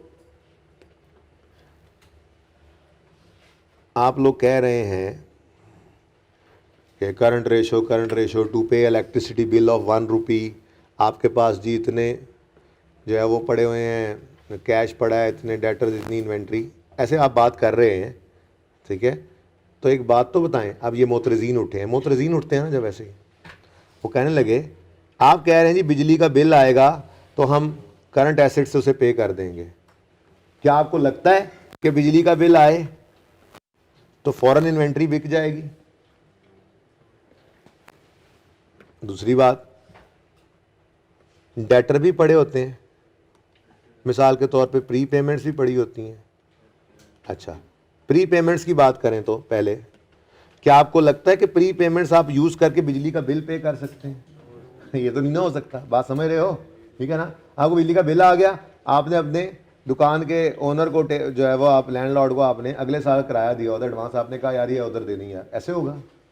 प्रीपेड एक्सपेंस तो आपका वैसे ही करंट एसेट तो है, लेकिन ये आपकी करंट लायबिलिटी पे होने में यूज़ नहीं हो सकता। फ्यूचर में इसके अगेंस्ट आपको सर्विसेज मिलनी है, कैश नहीं आना, ऐसे ही है ना। तो मसला बन गया। तो फिर अकाउंटेंट्स ने एक और रेशो निकाली ऐसे मोतरजीन के लिए जिनको इस बात पे एतराज़ था, और उस रेशो को नाम दिया गया क्विक रेशो।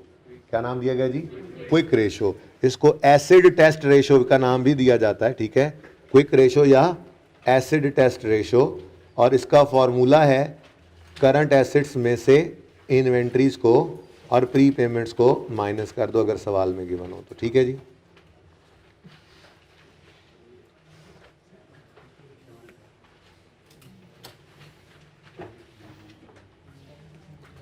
क्विक रेशो, इसका दूसरा नाम एसिड टेस्ट रेशो। जी लिखा तो हुआ है भाई, देख लो, एसिड। इसमें क्विक एसिड्स को डिवाइड करते हैं हम करंट लायबिलिटीज से। आंसर इसका भी टाइम्स में ही आता है। और क्विक एसिड्स कैसे निकलेंगे?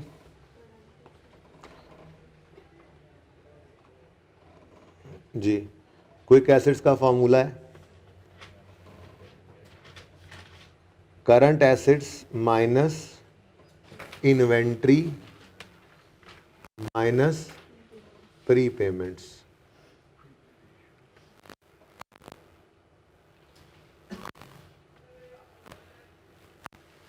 ठीक है जी, ओके। अच्छा जी, अब ये रेशो तो आप निकाल लोगे, लेकिन एक आपको एतराज़ हो जाना चाहिए था, अब तक हुआ नहीं, पता नहीं क्यों। हाँ, डेटर्स वाली बात, बिल्कुल। ये मैं लिख के आया था डेटर्स, तो आपका ये सवाल होना चाहिए था कि ये कौन सा कंफर्म है कि डेटर्स अभी के अभी पैसे दे देंगे, आपने इसको क्यों नहीं माइनस किया क्विक रेशो निकालते हुए। तो उसका जवाब ये है बेटा, शायद आपने, अब तो MFA आ गया इधर, शायद आपने एक कॉन्सेप्ट पढ़ा हो डिस्काउंटिंग का। डिस्काउंटिंग ऑफ डेटर्स नहीं पढ़ा? नहीं पढ़ा तो कोई बात नहीं बेटा, आप फाइनल में जाकर पढ़ लेंगे, ठीक है। डिस्काउंटिंग ऑफ डेटर्स होता क्या है जी, मैं बता देता हूँ। आपने किसी से 100 रुपये लेना है, आपका वो डेटर है, आपको आज पैसों की ज़रूरत पड़ गई, आपने उसको कहा हुआ था 1 महीने बाद पैसे देना। अब उससे पैसे लेने जाओगे तो वो तो नहीं देगा। आप बैंक के पास चले जाते हो और बैंक को जाके कहते हो ये मेरा 100 रुपया 1 महीने बाद आना है, ये आप ले लेना उससे 100 रुपया, मुझे आज आप पैसे दे दो। बैंक ने कहा ठीक है 95 ले लो, 90 ले लो, कुछ चार्जेस है मेरे पे। ये बात समझ आएगी? डिस्काउंटिंग ऑफ डेटर्स क्या है? आपने 100 रुपया किसी से लेना था, 1 महीने का टाइम बाकी था अभी पेमेंट आने में, आपको पैसों की ज़रूरत पड़ गई, आप बैंक के पास गए और आपने बैंक को कहा मुझे अभी 90 रुपये दे दो, 1 महीने बाद मेरे डेटर से जाकर मेरे बिहाफ पे 100 ले लेना। तो आपको तो आज 90 मिल गया ना। तो अगर डिस्काउंटिंग ऑफ डेटर्स का कॉन्सेप्ट ना होता तो फिर मैं डेटर्स को भी माइनस करता क्विक रेशो के अंदर, लेकिन एक कॉन्सेप्ट है डिस्काउंटिंग ऑफ डेटर्स का, जिस वजह से मेरी क्विक रेशो में मैं डेटर्स को माइनस नहीं करूंगा, इन्वेंट्री और प्री पेमेंट्स को सिर्फ माइनस करना है। ये बात समझ आ गई है? ये बात समझ आई है सबको? चलो निकालो फिर क्विक रेशो। क्विक रेशो के लिए क्या करोगे? करंट एसेट से 8900, बोलो, इसमें से माइनस कर दोगे आप क्या चीज? इस सवाल के अंदर तो है नहीं ना, इस सवाल के अंदर तो इन्वेंट्री वो प्री पेमेंट है नहीं, तो बस माइनस क्या करना है 4200। तो 8900 में 100 में से 4200 बस माइनस कर दो, आपकी क्विक रेशो आ गई जी। 8900 माइनस, बोलो, नजर आ रहा है पता नहीं कि नहीं, 8900 माइनस 4200, आंसर क्या आता है? हाँ 4700। क्विक एसिड्स आ गए हमारे पास ओवर 3800, आंसर इज 1.2 टाइम्स, और इधर 0.9 टाइम्स जी। अब इसकी इंटरप्रिटेशन क्या है? बस वही जुमला है जो जुमला पहले लिखवाया था। कैसे लिखवाया था, जरा वैसे ही लिखवा दूं, इंटरप्रिटेशन जाओ। टू पे ₹1 current liability, company x has 1.2 of quick acids available. Current की जगह क्या आ गया? क्विक। बस इतना सी चेंज है। बस समझ आ रही है? तो पहला जुमला घर पे कॉपी पेस्ट खुद करना। सुनो इधर, टू पे ₹1 current liability, company x has 1.2 of quick acids available as compared to 0.9 available to company Y. Therefore, company X is better because it is in a better position to pay its current liabilities out of its quick assets. बिल्कुल ऊपर वाला जुमला है, सिर्फ current assets की जगह क्या आ गया? Quick assets. ठीक है जी, ओके। नेक्स्ट पॉइंट वो वाला आइडियल वाला, वो जो 2:1, ये 2:1 ना, ये आइडियल करंट रेशियो थी। क्विक रेशियो 1:1 आइडियल होती है। तो लिखो ideal ratio, ideal quick ratio is 1:1। Ideal quick ratio is 1:1, and any excessive ratio may be an indicative and any excessive ratio may be an indicative of surplus cash. बस inventory तो पड़ी ना होती quick ratio में। Any excessive ratio may be an indicative of surplus cash. ठीक है। अच्छा जी, अब बस एक रेशो रह गई है इनमें से, वो इंशाल्लाह कल करेंगे। सुने अब इधर मेरी बात, अब बड़े ध्यान से आखिरी 5 मिनट बात सुननी है। यहाँ पे रह गई है जी डेट इक्विटी रेशो। कौन सी रह गई है जी? Debt equity ratio. इसको गियरिंग रेशो भी कहते हैं, गियरिंग रेशो। इसको लीवरेज रेशो भी कहते हैं। चलो बस काफी है गियरिंग ही।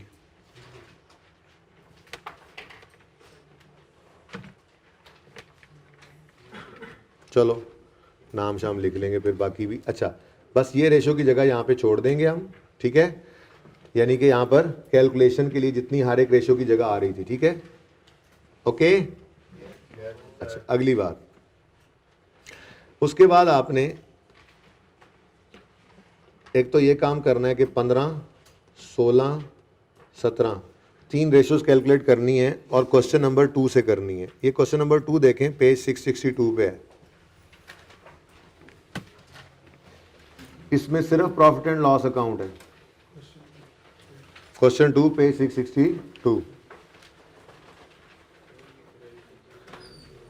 इसमें प्रॉफिट एंड लॉस डिफरेंट है। असल में ना उसमें उस सवाल के अंदर प्रॉफिट एंड लॉस सेम रखा गया था, इस वजह से प्रॉफिटेबिलिटी वाली रेशियोज निकल ही नहीं सकती थी, वो तो सेम आनी थी ना बराबर दोनों की, तो इसलिए ये दूसरा सवाल अलग है। ठीक है, इसकी रिक्वायरमेंट अगर पढ़ें तो इसके अंदर लिखा हुआ है नेट प्रॉफिट ओवर सेल निकालो, cross profit over cell ratio निकालो, और फिर 3 एक्सपेंसेस हैं अलग अलग, उनको सेल के साथ कंपेयर करके उसकी रेशियोज निकालनी है। ठीक है ना, बात बहुत सिंपल है, फॉर्मूला इनके बहुत सिंपल है। देखें इधर, net profit over sale ratio, नाम भी रेशो के अंदर ही लिखा हुआ है। Net profit over sale ratio, net profit over sales. Gross profit over sale ratio, gross profit over sale. कहा ये सही है ratios. Cost of sale over sale ratio, cost of sale को सेल से नेट सेल से divide कर दो। ठीक है, admin expense over sale ratio, admin over sale. Distribution expense over cell. नहीं, ये लाजमी करना है, इनको यूज करना है हमने। इकट्ठी रेशो इंटरप्रेट कर रहे होते हैं तो इनमें से जो ज्यादा इंपॉर्टेंट है ना, लाजमी कर दिया करेंगे हम। प्रॉफिटेबिलिटी रेशो जब कहेगा तो नेट प्रॉफिट और ग्रॉस प्रॉफिट ये लाजमी कर दिया करेंगे, नीचे वाली करें ना करें। ठीक है, अब इस सवाल के अंदर जब आप निकालोगे ये रेशो, तो ये रेशो क्या बताएगी? अच्छा, इधर भी नेट सेल्स लिख लेना, ये सब में नेट सेल्स है। ठीक है ना, यहाँ नेट सेल्स जरा नहीं लिखा हुआ, नेट सेल्स लिख लो इधर।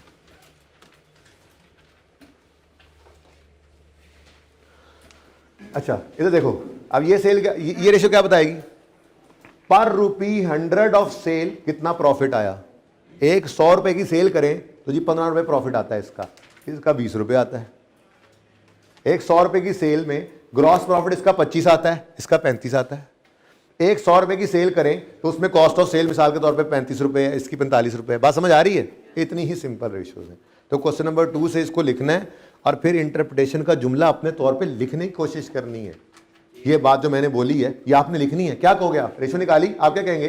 For every rupee 100 of sale company X is earning इतने रुपए प्रॉफिट एज कंपेयर टू इतने रुपए ऑफ कंपनी वाई। थोड़ा डर निकालो ना अपने अंदर से, इतनी आसान सी बातें हैं। मैं तो लिखवा ही दूंगा कल, ठीक है ना, लेकिन आपने ये पहला काम करना है। ठीक है जी, तो पहला काम क्या किया आपने? क्वेश्चन नंबर, सिर्फ एक डेट इक्विटी रेशो मैंने भी छोड़ी है, ठीक है ना। तो क्वेश्चन नंबर 2 ये आपका पहला होमवर्क है, ठीक है। उसके बाद पास पेपर्स पे आते हैं। बेटा वो बेशक ना करना, मुझे उससे कोई मसला नहीं है, वो मैं करवा लूंगा जितना को करवाना है, ठीक है ना। आगे 16 भी करना है, ये बहाना नहीं चलेगा अब। हाँ, ये हुई ना बात। पास पेपर 1 करना है आपने,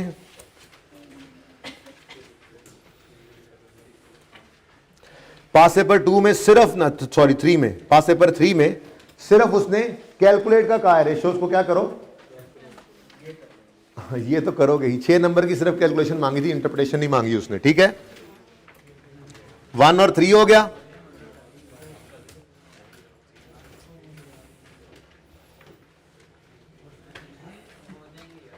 नाइन, पास पेपर 9 शेक्सपियर, बहुत अच्छा सवाल है, लेकिन इसका सोल्यूशन नहीं पढ़ना, पहले खुद से जितना को पढ़ाया समझो जी, बस आखिरी क्लास ही सर ने गोली कराई और बस चले गए। रेशो बस इतनी पढ़ानी जो पढ़ा दी सर ने कहा बस खत्म, टॉपिक खत्म, ठीक है। अब पर्चे में गए तो ये सवाल आ गया, तो गालियां नहीं देनी, मुझे कोशिश करनी है कि कुछ जो समझ आए एक बार कर देना।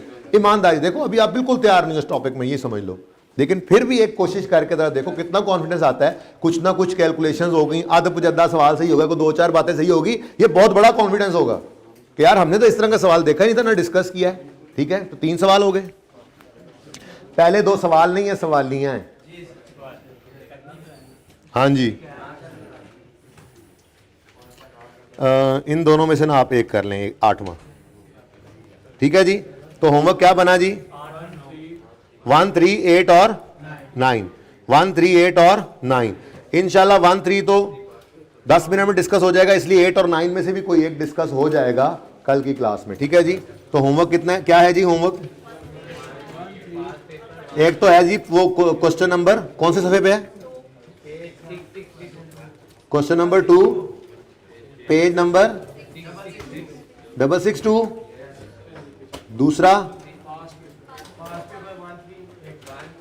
पास पेपर 1 है HDL, पास पेपर 3 कौन सा है? अली एंड बशीर।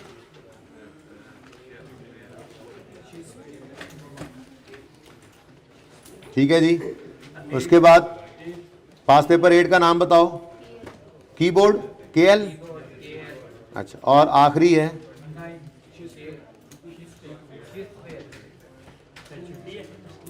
जी छुट्टी। ये होमवर्क है आपका। ये दोनों बहुत आसान, ये तो आपने करना है ना, वैसे मैं डिस्कस भी करूंगा। ये दोनों बहुत जल्दी डिस्कस हो जाएंगे कल, तो इनमें से भी कोई एक डिस्कस हो जाना है। फिर इनमें से कोई एक डिस्कस करके जिस तरह की बातें कर ली, बाकी पास पेपर में से कोई एक आधा सवाल फिर और दूंगा, इस तरह से चलते रहेंगे, ठीक है।